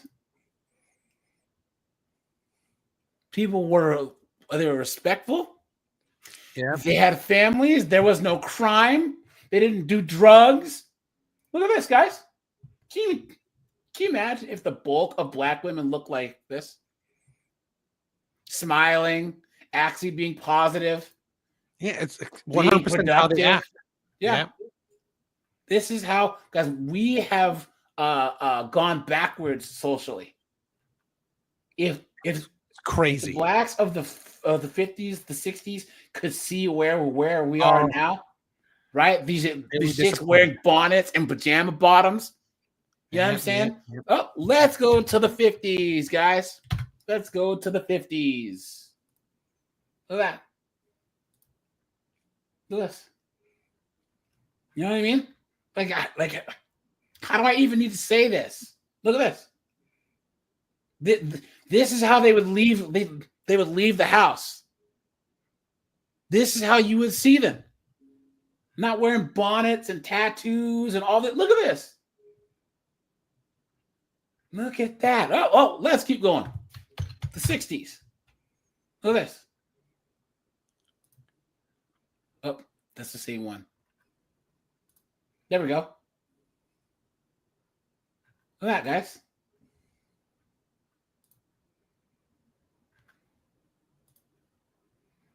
Crazy, man. How things have changed. You know? Yep. There you go. It was right around the late 2000s is where everything just went sideways, man. You know what I'm saying? Right around there. And then the 70s, I mean, come on. Look at that. Pam Grier, you know? There we go. Look at that, guys. This is how black people used to be. And guys, once again, of course, there was Jim Crow and all this other stuff, because that was only in the South. Guys, blacks in Chicago, blacks in Boston, blacks in New York didn't deal with all of the same stuff that the blacks in the South did. But we only define our culture by the civil rights struggle that was in the South. It doesn't make any sense. That's why it drives me nuts that California is trying to do reparations for their black residents. California didn't have slavery, you morons. That's like the UK. How many times have you heard British black women, actually, because of Jim Crow and slavery? There was no Jim Crow and slavery in Britain, you moron. What are you talking about? But yeah, the thing about it is, people always say, oh, well, why do Asians do so well when it comes to academics, economics, whatever? It's because Asian people work hard. Yeah, we don't ask for handouts. No, and that's the problem. We promote hard work. Yeah, we promote perseverance. This is like I go into the beginning of the stream where I'm talking about why I love Red Pill. Is that's what we're promoting. We're not asking handouts. Get your pick yourself up. Let's get moving. Let's get fighting. Yeah. Don't ask for the government to step in, because that's why you don't need a father in the home. But the thing about like all the pro-black spaces and all this other stuff is they keep trying to state what the problem is or say the problem was like, I understand, even if there is a problem, okay, we accept it. Now what? With Red Pill, we are with the now what part. We have stated the problem, right? And we're saying, men, you cannot focus on just whining about the issues. Even if what these pro-blacks say, and we live in a white supremacist society, it's white privilege, which I don't believe. We live in a society where the majority just happens to be white, right? But there's majority privilege, not white privilege. Because if we lived in China, the Chinese would have privilege. If you live in Turkey, the Turkish have privilege. But we live in the country on earth where there's the smallest gap between the minorities and the majority. Yeah. You think China tries to make their minorities feel equal? You think Japan or Mongolia or anywhere else? It's absolutely insane. You know, it's so bad in Japan. My friends in Argentina are all Japanese, but because they were born in Argentina, they're not considered Japanese. They are othered. You know what I'm saying? They can't even immigrate to Japan. Yeah, even though they speak Japanese, their family is Japanese, right? So I find it funny that people have this Amerocentric hate, where they're like, well, America. I honestly hate people that hate America. I really do. Get out. That's all I can say. Get out. I want a trade program where we can trade smart foreigners for these wokey wokes. Because guys, put a 1 if your most patriotic friends are legal immigrants. My most flag waving, patriotic, I love America friends, all these.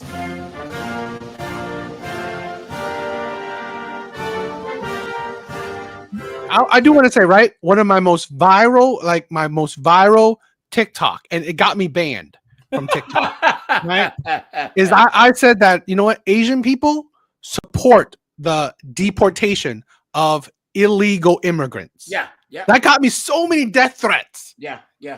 Like so many death threats by the Democrats, by the left. Yeah, I don't know if you know Anton Daniels? Yeah. Mm-hmm. He did a reaction on my video that went viral. Oh, really? Yeah, that was a highlight. Right? I'm a small time creator, right? Small, very small. Do you have the link? I do. I mean, let me show it to you. Yeah, drop it in the private chat. That was history for me. That was amazing. But yeah, all my Ethiopian friends, all my Romanian friends, all my Chinese friends, guys, they love America. And what I'm saying is, America sucks compared to where? Exactly. People look up and they're like, we're not utopia. It's like, well, we're not the Middle East. We aren't, Southeast Asia or Eastern Europe. We aren't Europe because Europe sucks. How about that? Let me see here. Let me see. Let me do this real fast. Hold on,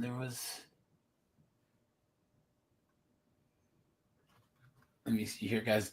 Give me 1 second. Hold on. There was an ICE video. Speaking of that, there was a deportation video. Oh, here we go, guys.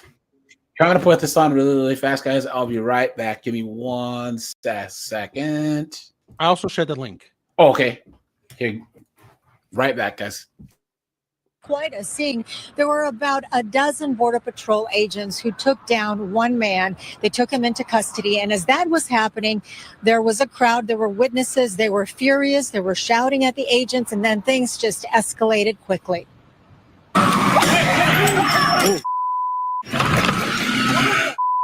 That's my baby. Mom, relax. Touch me again. When Border Patrol agents arrested a man outside a Home Depot in Playa Vista Monday morning, it sparked a heated confrontation with bystanders. They think they're all Rambo with their paintball guns. They're such losers. Angelique Ryder-Mitchell rushed outside when she heard the commotion and saw agents arresting a man on the ground. I'm so disgusted with how these federal officers are coming into our city to tear everything up, our relationships, our neighbors, the families in our communities. just to satisfy a political agenda of a criminal in the White House. But that's my personal take on it. Witnesses shouted at the agents as they led the man away. As they were leaving in a white van, Angelique's 27-year-old son, Cosmos Mitchell, hurled what appears to be a glass bottle toward the vehicle. Agents jumped out, tackled him, and took him into custody. What did he do? Angelique says she's been told. Dumbass. How are you gonna throw a water bottle at an ICE agent? Yeah, shit.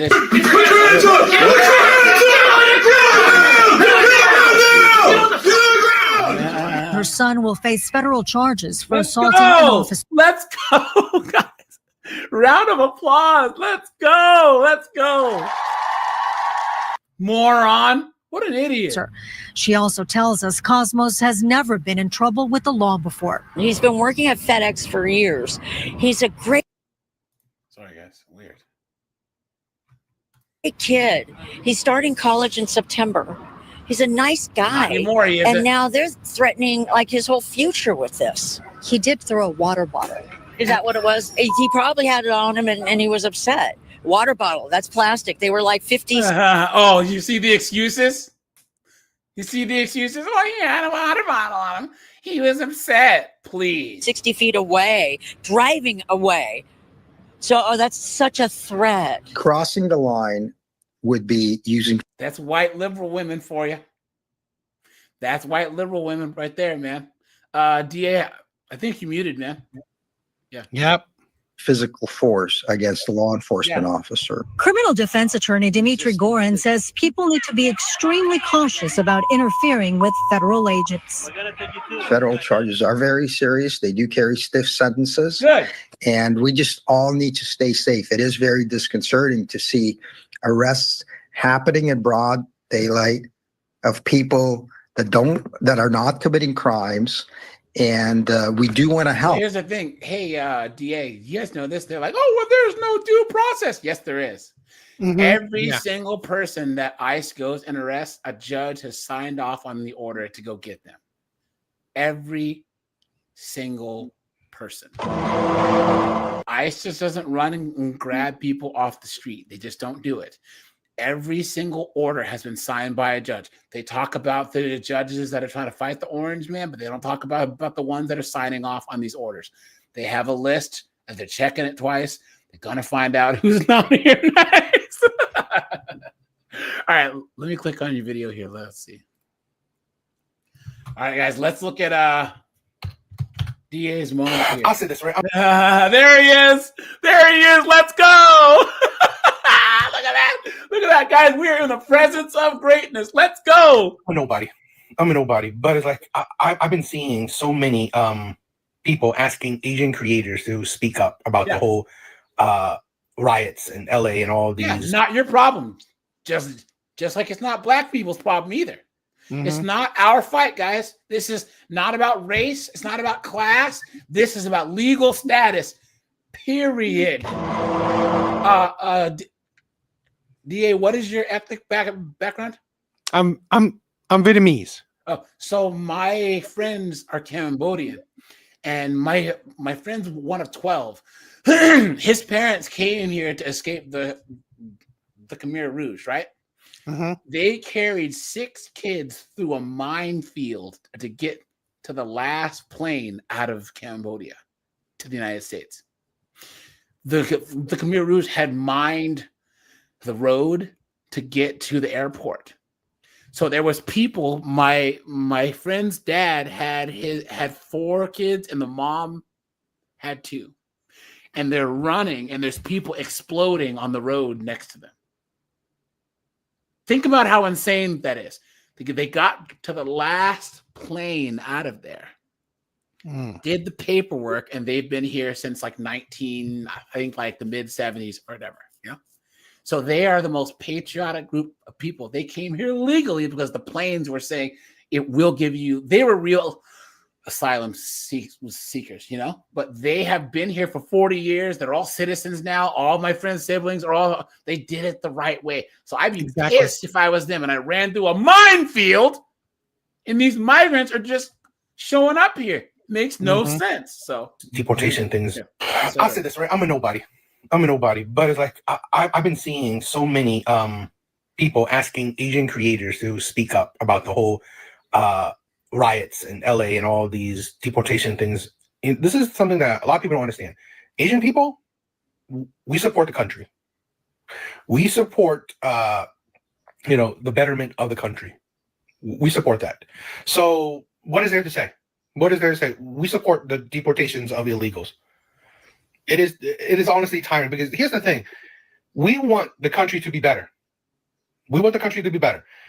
We want the country to, if you did it legally, if you stand in line, if you paid the price, right? You paid the money and all that, you did all the process, the paperwork, all the stuff, which usually most Asian people do.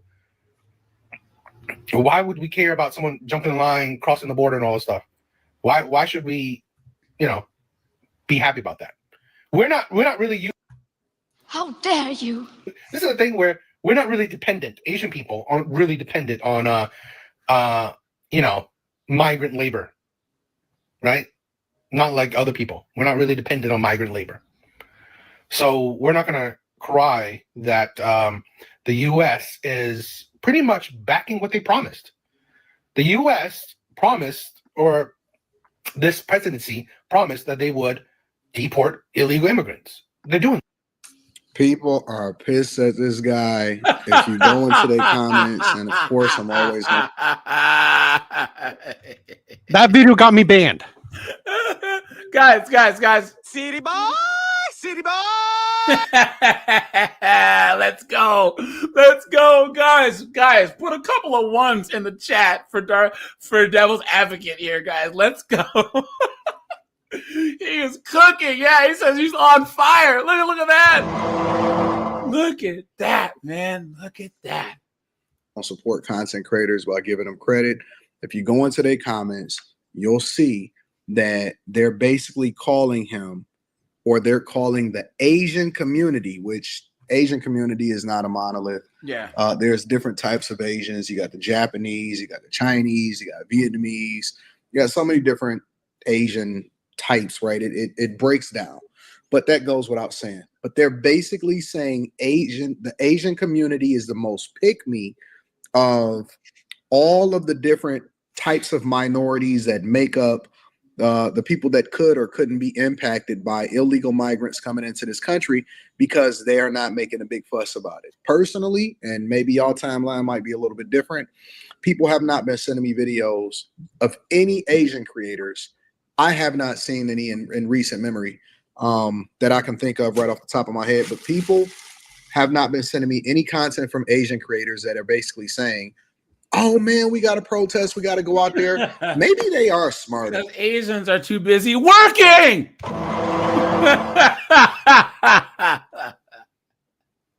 They have these things called jobs. Exactly. That's what we're caring about. We're caring about, right? Making our money. Yeah. Protecting, providing for our family. Yeah. Right? Trying to create a future. Guys, make sure to hit the like button. Guys, did you ever hear the story that Joe Rogan said about his friend that he used to train Taekwondo with, and his friend was in medical school and was still training for the Olympics? So this kid in between classes would load his backpack up with bricks and run the stairs and do handstand push-ups and like burpees in the stairwell in between classes. So he was an Olympic Taekwondo athlete and was in medical school at the same time. Absolutely insane. Than everybody else, because even if they disagree with it, they're not openly saying it, and they certainly not out in the streets getting themselves or crashing out over the fact that people that are here illegally shouldn't be here. And don't get me wrong, there's a lot of people that are finessing in the Asian community. I mean, there's a ton of people that are finessing all day long. So I'm not speaking to the innocence or the guilt of it. What I am saying is, if you are a person that is over here illegally, or you are a person that is doing something that you're not supposed to do, let's just remove the immigration part out of it. Why would you want to bring visibility, more visibility to yourself, instead of trying to figure out how you can get around a situation or work through it or get your papers or get in line. You know, maybe we didn't do this the right way. Maybe we haven't been taking care of business up to this point, whatever, so on and so forth. Why wouldn't you want to try to figure out how to put yourself in the best position possible or not have as much visibility on yourself?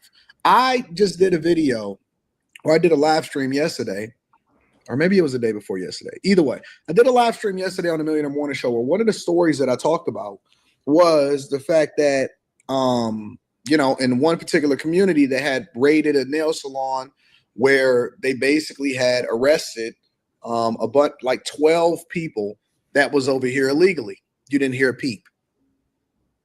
You didn't hear a peep. The only people that were speaking on it, especially on camera, were white people, white apologists, and black people that were in the comments of the video. Other than that, the super liberals. Other than that, you don't hear, and maybe I'm off, and y'all let me know inside of the chat, you don't hear people in the Asian community be super vocal about what we see happening as far as the deportation of illegal or undocumented immigrants that are over here and overstayed their welcome. You don't hear it at all. And I know that they finesse. I know that there's a culture of Asian people that fly over here and hide their pregnancy and have their child over here in order to have dual citizenship for that child in particular. So, you know, I know that there are different things that's happening. Here's the thing. Once again, guys, they keep their heads down. They work and they shut up. You know what I'm saying? That's just the thing that I don't understand. Guys, other than that one Indian guy who got caught, he's all crying in his wife's arms. Guys, and they actually just got like 2,000 Chinese people in raids in like San Francisco, whatever. But in general, a lot of Asians do still either get citizenship or get a visa or do something, you know? And again, I think there's good and bad in every single community, but the one thing that you see in mass, you don't see no protests, you don't see no signs, you don't see none of that.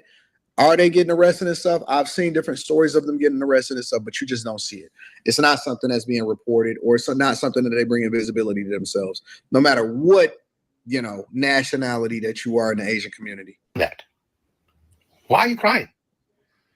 Why are you crying about it? This is the thing where, you know, I'm gonna need you to cover your mouth, big dog. Immigrants are waving the flags of other countries, burning down the flag of the U.S., and then you think Asian people want to support that? No, they want to stay away from that. They don't want to be grouped in with these people. That's the thing. Asian people want to, you know, focus on themselves and their community and their country. They don't want to be grouped in with these people. So really, stop asking Asian influencers to speak up about it because you won't like what they say. You won't like what they say. So really, it's better off that they do the content that they're doing instead of, you know, say things you don't like. Because here's the thing: Asian people don't want to focus on these, on the negativity, and, you know, say what they're really thinking. Deport, right? Deport illegal immigrants. It's the first, and it's so funny because it's not like there's a lot of, you know, prominent Asian creators anyways, right? So you're going to be an Asian guy or a woman that's clawed their way into Hollywood, clawed their way to the top of TikTok or YouTube, and then what? Well, we're going to talk about Palestine, man. That's freaking self-deletion in social media, because you can never be woke enough. Guys, put a 1 in the chat if you agree. Guys, you can never be woke enough, ever. The moment that you bend the knee, they're gonna want you to friggin' start digging, and the hole's never gonna go deep enough. You know, that's why I was targeted, because you know, I didn't follow their thing. But you know, because I have a more of a red pill mindset, I ain't gonna follow, you know, the mainstream media like that.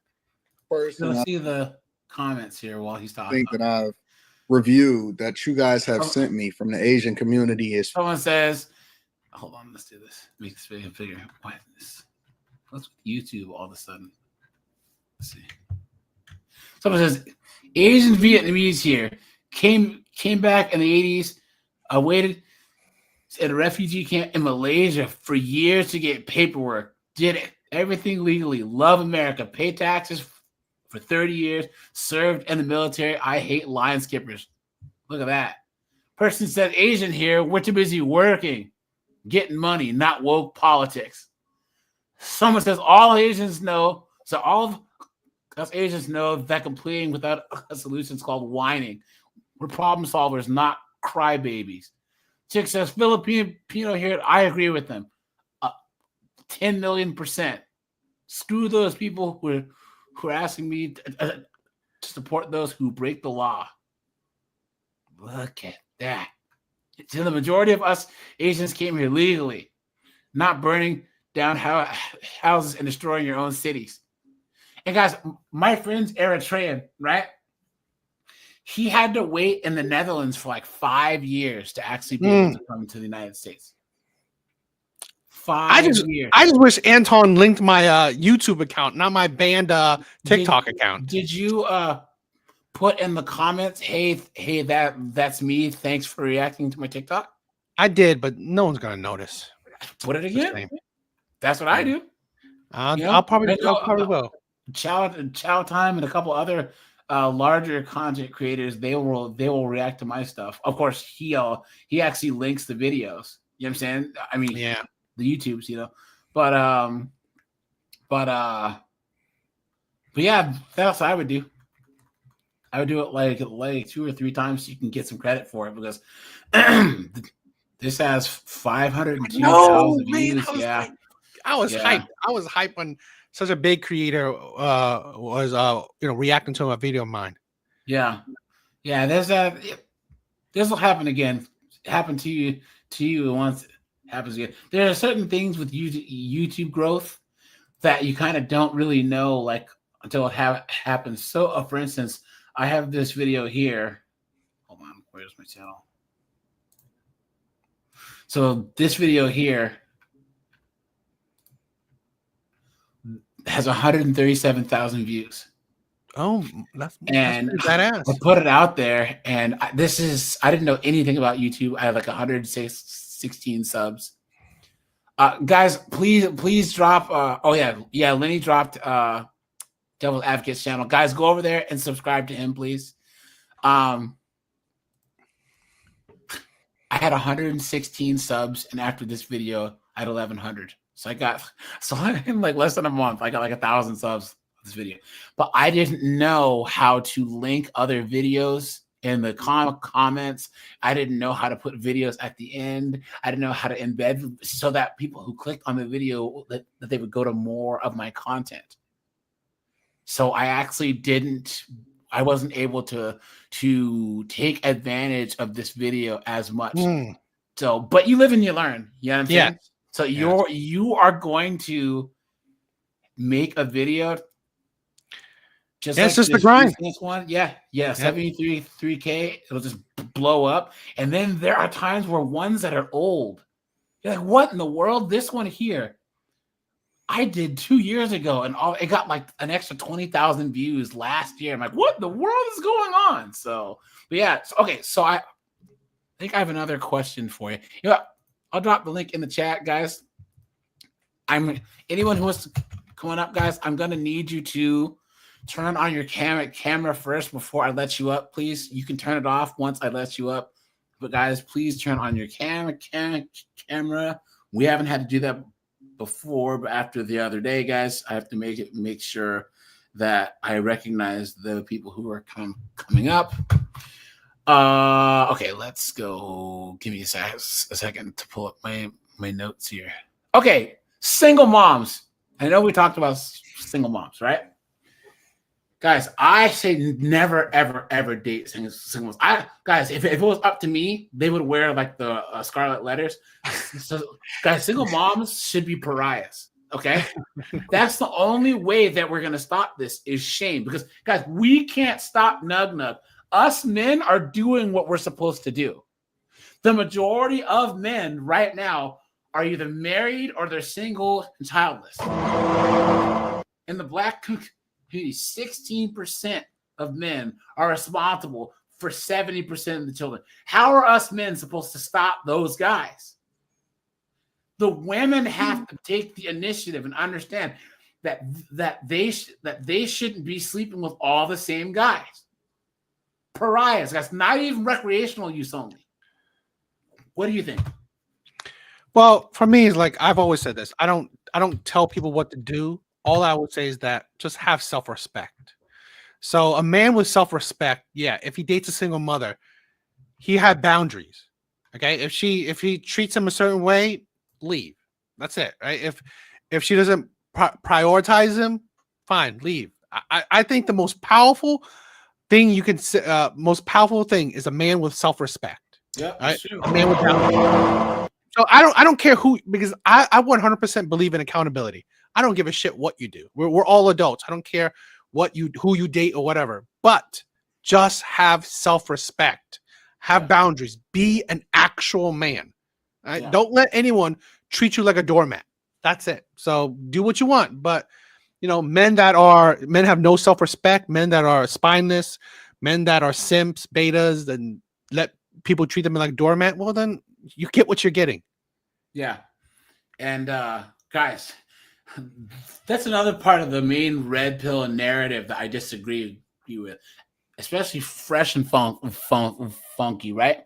They always say, "Oh, you gotta make 100K a year to get chicks." No, you don't. No, you don't. You don't. If that was the case, then these single moms would all be pregnant, have kids by doctors, lawyers, etc. No, they have freaking kids by Pookie and Nug Nug. You know what I'm saying? Guys, they have kids by this guy. Pull out game, mate. Pull out game, ain't weak. I just don't pull out, bitch.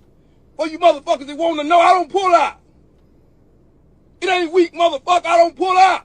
Fuck you mean, weak, motherfucker? Said talking about my motherfucking kids. Ain't shit weak over here. My pockets ain't weak and my dick soul ain't weak, bitch ass nigga.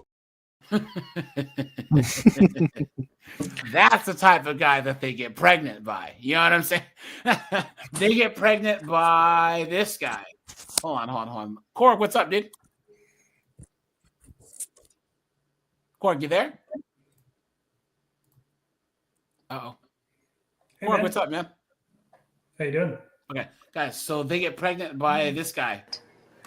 A Tennessee man holds a county record in Knoxville. Listen to this. He's the father of 30 children.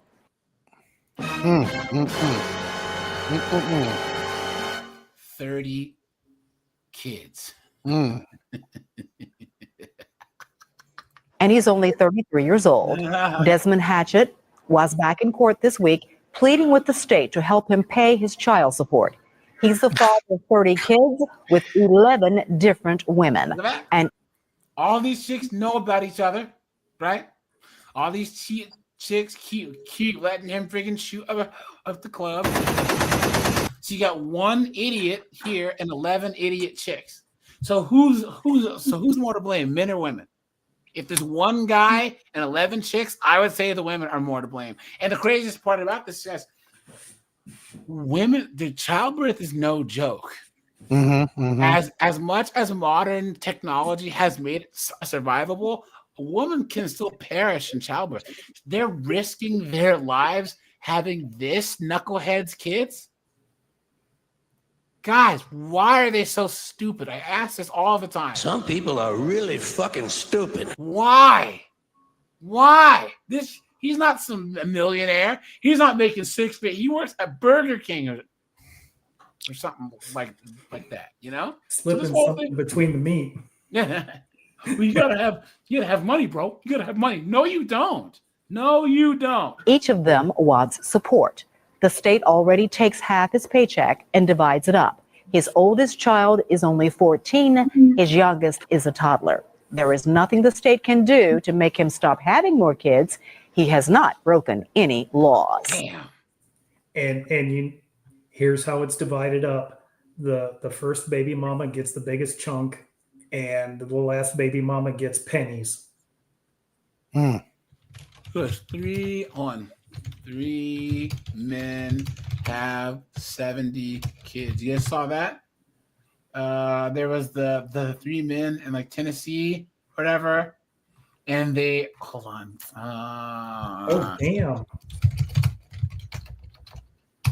Have 70 kids. Look at this. You guys ready for this, dude? 3 Tennessee men. Oh, get out of here, projectile. 3 Tennessee men fathered 78 children. Look at that. They call them Pokemon, guys. And you know who's paying for it? The government. Us. Us. I want to be the very best Pokemon. You got Nugglypuff, Pikachu. Because, guys, look at this. Once again, 46 chicks with 3 guys. This is what's going on. And yet all of us men have to answer for this. They extrapolate this to all of us, which is insane. Guys, the majority of black men are single and childless. The 56% of us single with no kids. Makes no sense. What a mess. But this is why I've always said this: we cannot hold bad men accountable. This is why smart men is to hold women accountable. Well, holding bad men accountable, women still choose these men. Thank you. Men do what women require. It's also like what AJ says. Women are either the heroes or the victims in their stories. Yeah, but 99% of the time they're volunteers. In any woman's story, she's the hero or she's the victim, but 99% of the time she's a volunteer. And that's why, guys, chicks, they're so used to telling each other their own stories. Oh, and yeah, you they guess each other. Yeah, you ask one question and everything falls apart. Oh, they get pissed. Yeah. Hold on, guys. There was one. Hey, do you ever go to 304? Guys, how many likes do we have? Guys, make sure to hit the like button, guys. So part of the thing we do on my channel, Devil's Advocate, is we go to 304 TikTok. Did you know there was such a thing? I didn't. No. 304 TikTok. Yeah. Oh, Corey. Yes, you do, dude. Wait. You remember Isn't that what TikTok is? It's just 304. Isn't that redundant? So usually, when we hit 100 likes, so we go to 304 TikTok, guys. Y'all want to ask me what I'm doing? I'm outside hoeing. I work at hoeing. Y'all want to know what company I work at? I work at hoeing. That's the company I work at, hoeing.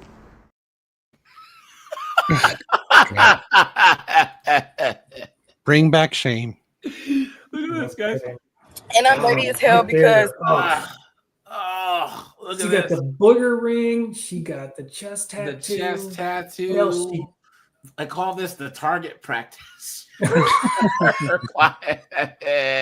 at that.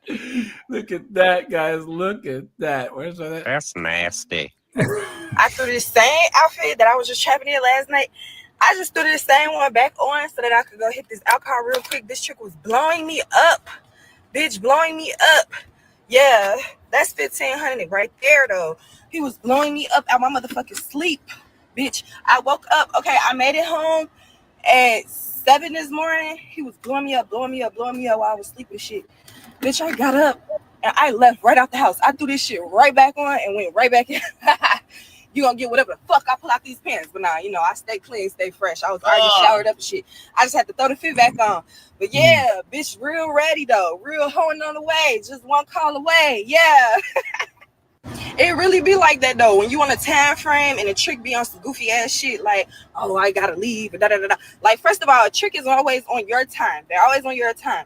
But let me tell you something. When you got 1,500 waiting on you, and he say he gotta go, bitch, you get your ass up and you run. You run and go get that bread. Streets. I'm a bitch from the streets. I get that money. Bitch, give me what you got. Clown world. Advocate's like, how did I end up here? Well, I've said this before. I don't support all men. I support good men. Yeah. We have too many simps out there. Yeah. Too many fools. Look at this. Hey guys, what's crazy is there's all these chicks, right? They're counting money, doing all this stuff. They will rob you. You will get robbed. It's absolutely insane. 304s in this this. So this chick right here, we have watched this chick before. Guys, she says what I've been saying for a long time. Guys, there's always been like 304s, chicks that are, that are promiscuous. But in the past, they kept their mouths shut. I think Core, Devil's Advocate, so we're all about the same age. In college, we knew these 304s, these chicks that were on campus at the frat house. You know what I mean? Letting all the frat guys, all the basketball teams of the club, but they kept their mouths shut. They would graduate, and then they would go to the next town. Hold on. And then they would go to the next town. And then they would meet some Poindexter. I met this girl, bro. I think she's a Christian girl. You know what I'm saying? And he marries her, right? And then Facebook gets popular. And you're looking at this guy, and he's marrying her and putting the ring on her hand. And you're like, oh, you poor bastard. You've been had. You've been took. You've been hoodwinked. Bamboozled. Led astray. Run amok. What are you saying, Court? So I went to college after the military, and when I was in the military, there were certain civilian women who worked on the base that were known for being a little bit easy. And when I was in, the women were allowed to serve on the submarine tenders and the supply ships, and so you got word of mouth as to which of the women were a little bit loose there. And then a buddy of mine got transferred to Japan, and he said that there was a chick there known as the barracks hoe. Oh no, my friend, he was a corpsman in the Navy. He was on a medical ship. And guys, medical ships are majority female. Yep. Like the executives, a lot of the doctors are guys, but there's nurses, lab techs, or whatever. Dude, he was just like John Wick in that bad boy. Just ran up the wall. But yeah, Advocate, are you even shocked that there's girls that are literally talking about being street walkers on TikTok? No, I'm not shocked. This is I've always said, it's because we have too many men with no self-respect. Yes. This is why I love the Red Pill movement, because this is what we promote. We don't, we recognize it. We hold these shitty men accountable as well. Well, right? it's like what the Godfather said. We don't have shame anymore. Yeah. Yep. And guys, here's the crazy thing about this. Especially me being black, because I always go back to this chick here because she's the one that I got this from. I love selling this twat. Right? That's this chick, right? This chick, she's not an ugly girl.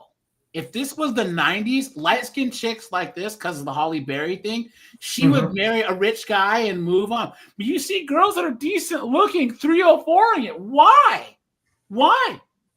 If you hit the genetic with the damn dog lottery and you are a hot chick, where's the one video where she said that?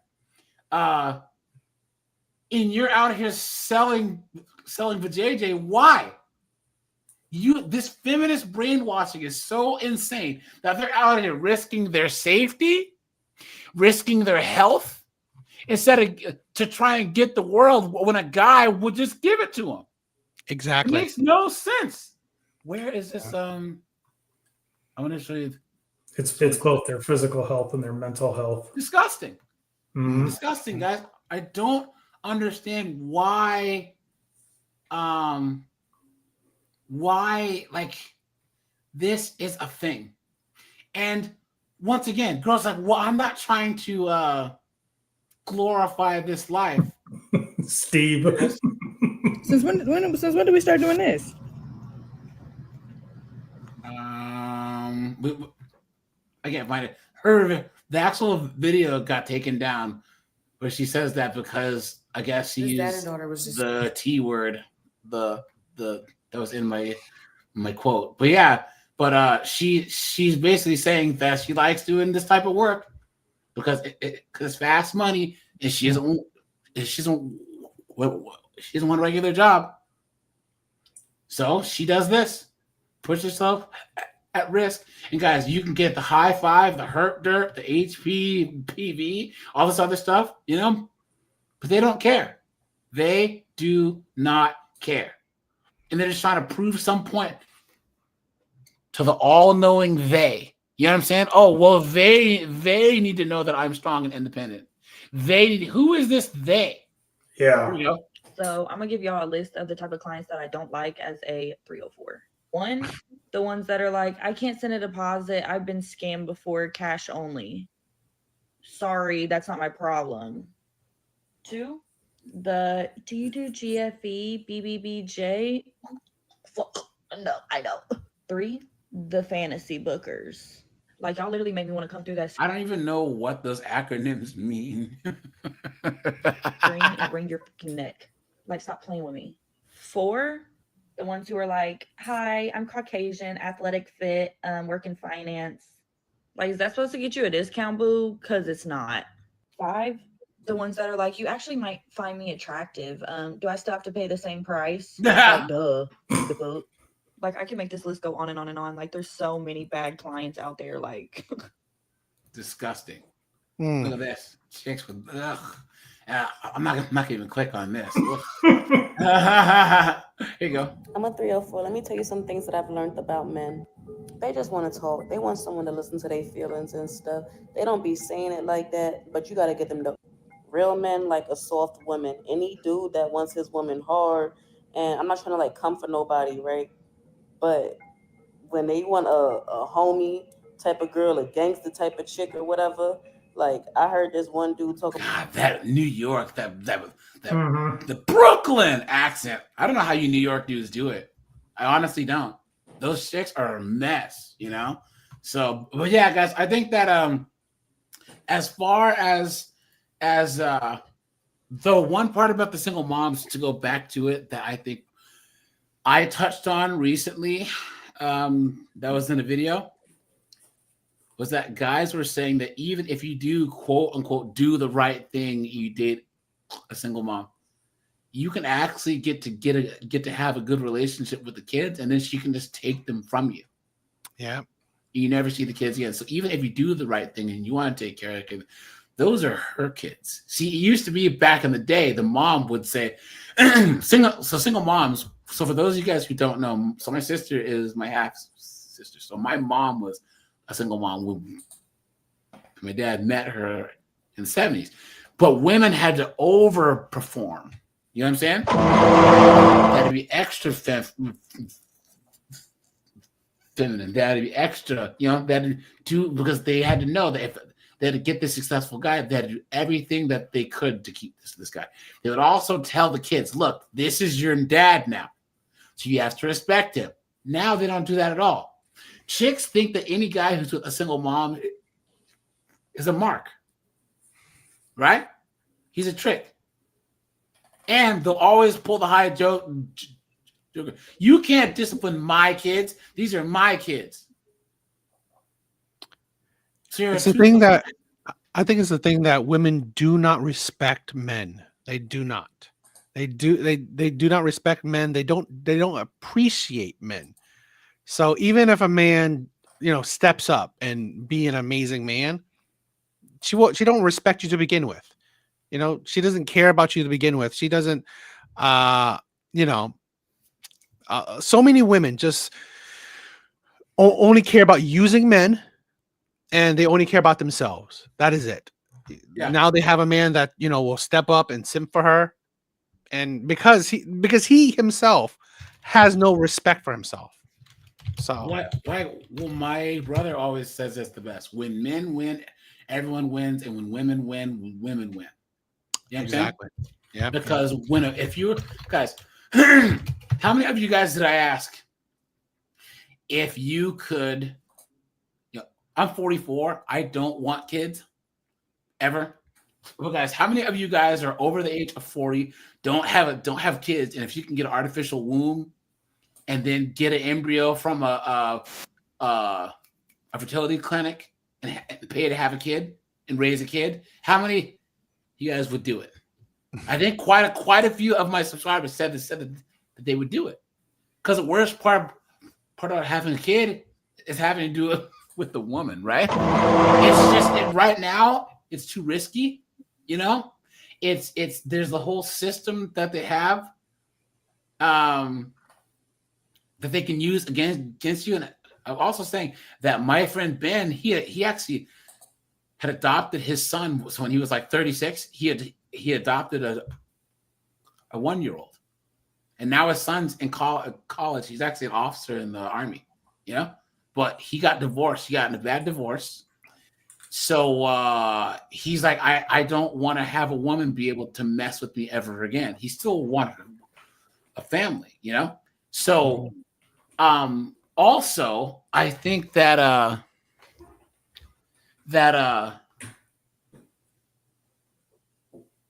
when someone's taking something for granted, how do you fix that? Take it away from them. Thank you very much. Take it away from them. And that's all that MGTOW is doing. I call it men minding their own business. MMTOOB, right? Because men minding their own business is more just indifference. It's like, it is what it is, right? Guys, the more men walk away, and that's what men are doing, just checking out and walking away. The thing that they fear the most is men not answering the call. Because remember, they walked away from the social contract. Men were okay with, up until the 60s, 70s, and 80s, with finding a girl, courting her, you know, meeting her dad, you know, and then waiting until marriage to smash. She'd pop out some kids, and that's how you would move on. But it was the women who decided. They said, "How dare you?" That's patriarchy, right? So, and then the women, they were supposed to have kids, and we were supposed to risk our lives for them, and they were supposed to risk their lives in childbirth. That's how it worked.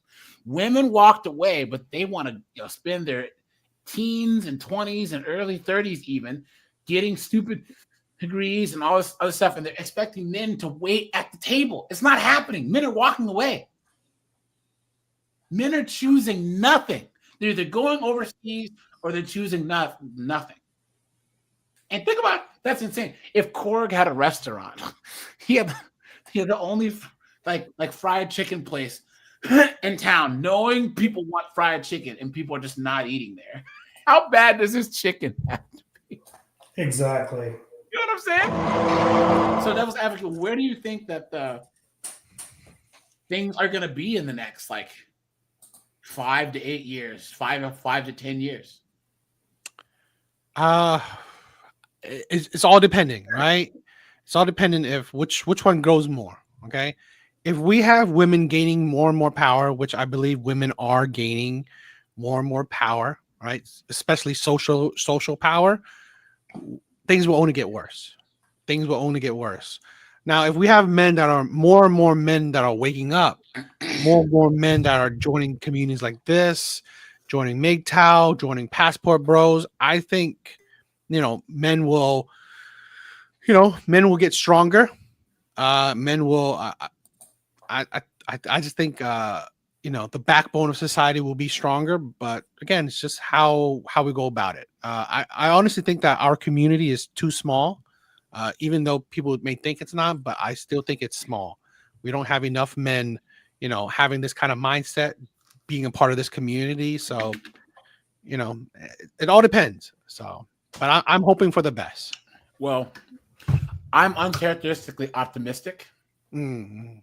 And I'll tell you why. Hold on. What is it? Let me make sure that I get this right. Okay. Because, guys, you guys know what a tipping point is? Yep. Guys, we don't need the majority of men. We just need just enough. Oh no, I agree. Just enough for city, right? But here's the thing. Okay, It's basically 50.1% is going to get you that tipping point. No, you're talking about like anywhere from 17 to 20%. Yeah. Okay, here's the thing, because think about advertising. What was I think they did the Sydney Sweeney thing, and it was saying what percentage of people what percentage of the Sydney that was Jordache Jeans, wasn't it? Campaign. Or no, not Jordache. Expensive. Somebody American correct me in the Eagle. chat. American Eagle. Okay, so 12% of respondents found the ad to be offensive. 30% thought it was clever. 40% thought it was neither clever nor offensive. Guys, this is a home run right here. 39%? That's crazy. Anything over from 17 to a 20%. If you can get 1 in 5 people talking about your campaign, then you've won. Korg, I had to mute you because you had a lot of background noise. Yeah, I'm sorry, I'm in my chair. Guys, if you're in a workplace and 1 in 5 people is talking about your commercial, that's a home run. Guys, look at this. This is 40% thought that this was funny. This is a home run. Now, do you guys know the $5 foot long? Do you know that is the most successful commercial of all? I think it was like 80 or 90% found that favorable. Think about that for a second. 80%, 8 or 9 out of 10 people recognize that campaign. Another one's the da-da-da-da-da. I'm loving it. 90% of people. Where's the beef? Is that yes? That was a big one when I was a kid. Or the you remember that? God, that was was like annoying, 60-70% of people. Now, guys, say again. Like the Budweiser frogs. Yeah, Bud. Yeah. And then for years, Coca-Cola had the best commercials. Yeah. Now, guys, when it comes to the tipping point, a tipping point is a point at which a series of small changes or instances becomes significant enough to cause a larger and more important change. Guys, in sales, especially, all you need is like 17 to 20%. In behaviors, it's the same way. So the moment that like about 1 in 4 people stopped smoking, that's when smoking started going down. You know what I'm saying? So once you look at the Mary Tyler Moore show, why people were so afraid of that show taking off is because she was a single chick living in the city. Well, that show became really, really popular. All of a sudden, you had all these women were like, "Oh my God, did you watch the Mary Tyler Moore show?" And over time, this feminism and strong, independent thing started taking off. So, guys, what we're doing slowly with our consistency on social media is we are gonna reach this tipping point to where Gen Z men and Gen Alpha, they're checking out, dude. They're not having it because this is the cheapest time that our granddads couldn't be bachelors. Our fathers couldn't be bachelors. Usually it was the rich guys who could jet set around and hang out. Guys, you can live in a decently affordable state, make $65K, live in a small place, have a couple-year-old truck, and be left the hell alone. That's what they're the most scared of. That's why they try and shut down voices like ours. It's because we're giving guys an alternative. Let's just say, and not just to say check out, but give me a reason. Give me a reason to actually risk my peace, my sanity, my peace of mind, all of that. All this stuff that you see in Devil's Advocates, opposite, that's his peace of mind. Someone needs to pitch to him why he would want to let a chick in there. I don't like your Iron Man helmet. your comics aren't the way that they're not in alphabetical order. Or those girls on that cover, they look that's misogynistic. You should throw that out. You know what phrase drives me nuts? All these simps that say, "I have my man cave in my house." No, it's my damn house. I paid for the whole house. I'll do what I want in there. That's true. Yep. And that's what happens all the time. Here's the thing, because I had never thought of this, right? Until recently. Here's the thing about a woman buying a house and a man buying a house. Because usually men don't buy homes until they're either older or they're trying to put a family in there. It used to be that a man, that the woman always moved into the man's place, whether he owned a home or not. That all of his mismatched furniture and everything went in the basement, and all of her stuff or brand new stuff was in the house, and they would shove all his stuff into his man cave, But now you have chicks who have guys. You know how many guys I know in DC who met a chick and they're trying to get married, but she has some overpriced condo in some neighborhood that she can't get rid of, that she can't sell, or the condo fees really high. So now they have to make it work. It's absolutely insane. And hey, devil's advocate, have you ever dated a girl who had a huge bunch of student loans? Yeah. How'd you figure it out, and what'd you do? I gotta admit, all right, I was a simp, so I've learned from experience, right? I've gotten to debt to pay off things for women before. Oh no! Yeah, so that's the thing where us as men, we have to learn from our bad experiences. So hey, when I was young, I was engaged, right? Our wedding was like, dude, she was a bridezilla. Dude, our wedding was going to be so expensive. Guys, I don't even want to throw the number out there, but luckily I dodged that bullet like Neo in the Matrix, dude. Guys, it's so bad. And you see guys doing it now, and it's just like, you don't understand. She's just looking for you to pay those student loans off, and the moment that you do, guys, she is out of there. You know what I'm saying? Gone. And you're going to be stuck. Yeah. Damon says, in the 70s, 80s, and 90s, you see wedding processions, so you rarely see them anymore. When was the last time you saw a car with wedding cans?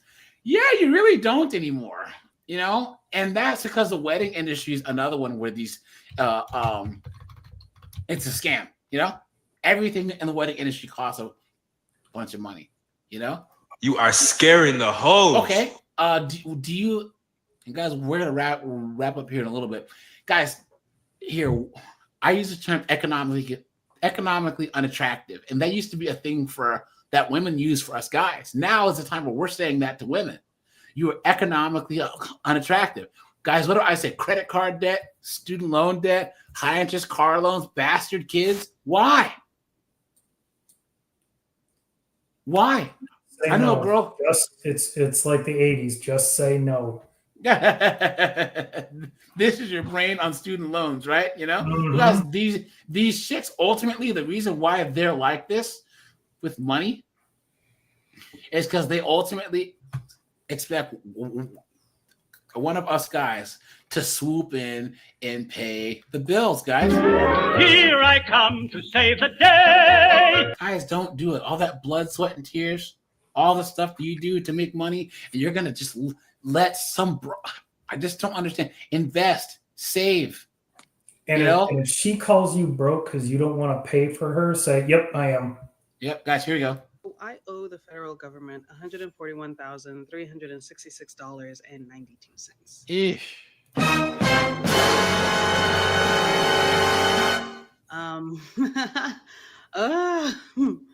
I went to undergrad. I went to medical school. I made a TikTok earlier about how I took out way too many loans. Anyway, I was not paying anything. I was under the Biden era save repayment plan. I had 0% interest, and then my loans went into forbearance. And you should have taken those 4 years to pay off your loans. You're a doctor, right? She should have lived. She should have rented a one-bed. No, Not even a She's one probably a bedroom nurse. rent. For 141, she's No, probably a nurse. No, she's a doctor. She's a GP. So Okay. she should have rented a room. Yep. Not an apartment, a room. Not had a car payment and put every single cent into her student loans. I was living the dream. But I got this email that reminded me July 2024, there was a federal court injunction and they went for that 0% interest, baby. They were like, no, no, no, no, no. And in February 2025, there was a second injunction and that 0% interest, they're like, literally get rid of that. That shit's not happening anymore. Cuz. Although the loans are still in forbearance, interest is accruing and I don't want to get further into debt, but I'm also unemployed. So. What was the use of that? You stupid woman. Hey, AJ. What happened, dude? You ever watch Anthony Cumia? Yeah. You know what? You know how he describes these women? They only think 5 seconds into the future. Yeah. Yep. And I just don't get, how do you rack up that much debt without thinking about how you're going to kill it? They don't. I know. Guys, I told you guys that I'm from Seattle. So guys, I'm from the land of underwater, lesbian astrology degrees. I'm serious. Guys, so this is a preview of the video that I'm going to drop here soon. But guys, here you go. Watch. Skyper, count your motherfucking days. Count your motherfucking days. All sued me for a credit card that you gave me 10 years ago, and you gave me a $10,000 credit limit at 21 years old. Okay? So you sued me. I get it. I didn't pay it back. That was my fault. I fell on hard times, okay? Look at I had that. a lot of shit I went through, okay? So I didn't pay him. Y'all sued me. You know, that's how redheads are either gorgeous or they're gargoyles. You see the tattoos? We know which one this is right here. Oh, yeah, she got tattoos. I tried to work with the lawyer and say, hey, I can only afford $50 a month.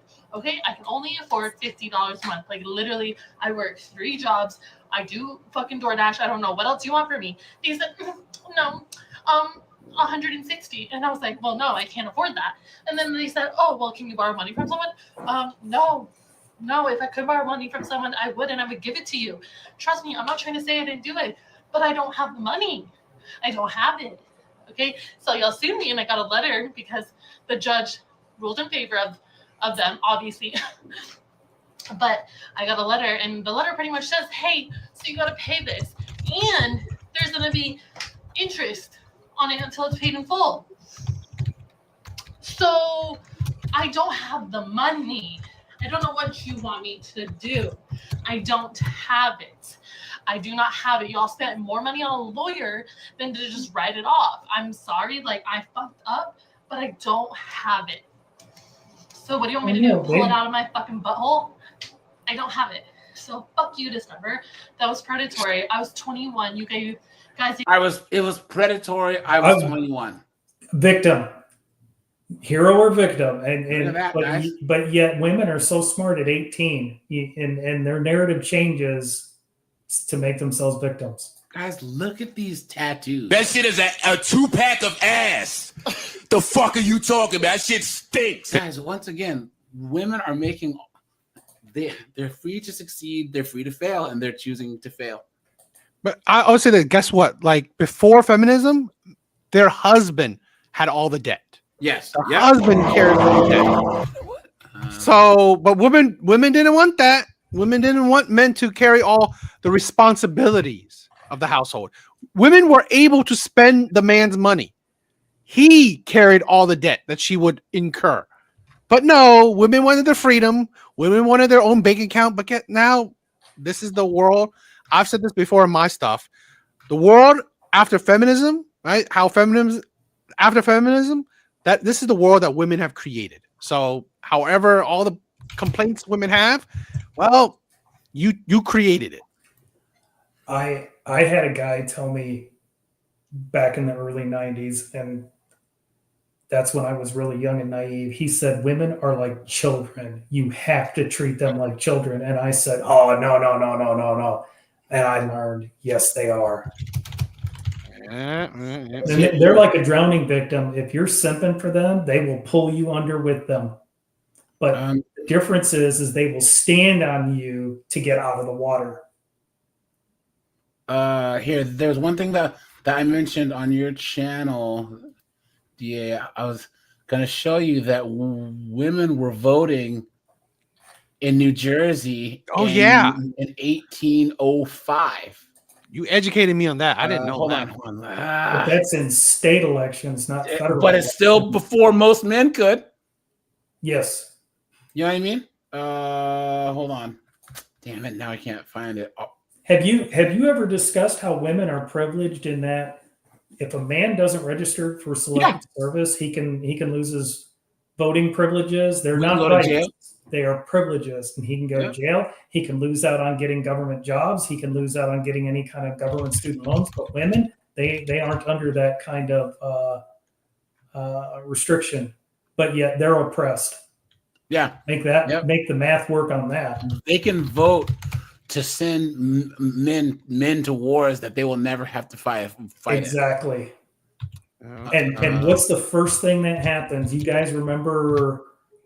I don't remember if it was the first or second Gulf War, or maybe it was Afghanistan. A female medic was captured. What was everybody screaming about? Oh my God, she might get SA'd. But guys get captured. Well, they're concerned about it. But yep. Damn, where is this? Is this it? Here it is. Aha! I found it. I have to bookmark this. Okay. So this is when women lost the vote. Because guys, there was no gendered language when the country first became a thing. So there was nothing that was actually keeping women from voting who owned property. It was people that could own property. Men just happened to own most of the property because we could defend it. Why would you give your property to a woman? What sense does that make? You know what I'm saying? Because it's only been in most of the United States recently where if you're in a small town and like 18 guys on horseback came riding towards the town, that was not good. You know what I'm saying? Even if you look at like the early 1900s, 1910 to 20, you can like Wyoming and stuff. It was still like the old West. If you were in a small town and there was 20 guys riding, varmints and scallywags riding on horseback, you were cooked. You had to get the Winchesters, put the women inside, and the men had to take care of business. Look at this, guys. So, make this bigger.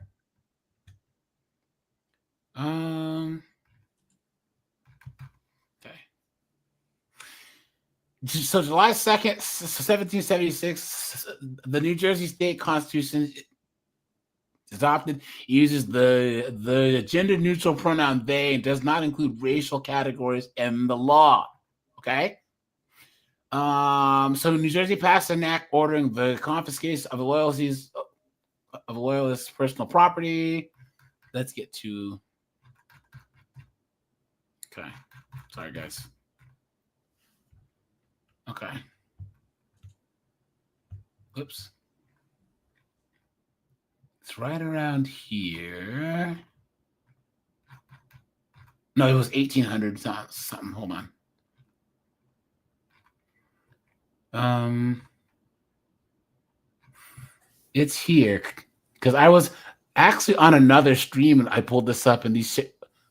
Okay, here we go. So New Jersey voters vote no on the question of whether to reconvene the state constitutional convention. In Bedminster Township, Somerset County, New Jersey, a state election takes place. 3 women vote in the election. So women voted in 1800. 1800. The majority of men couldn't vote. But women could vote. What are they talking? This is the twisting of the narrative to say women were oppressed. Look, I'll tell you who those 3 women were. of 217 voters vote in a congressional election in Upper Penns Neck Township, Salem County, New Jersey.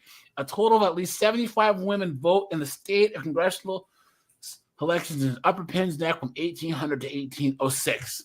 There you go. What were you saying, Cord?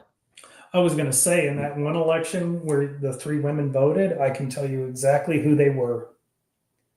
Who's that? They were widows whose husbands were probably in 1800. They wouldn't be industrialists, but they were very well-to-do. Yeah. And so those were the people who could vote at the founding of the nation. You had to be a white male property owner.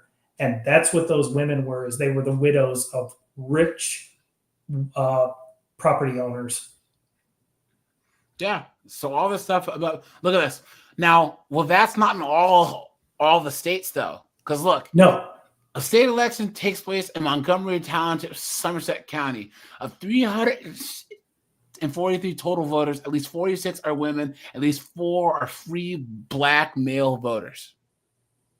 So black men voted in an election in 1801, in a state election. Now, here's a twist.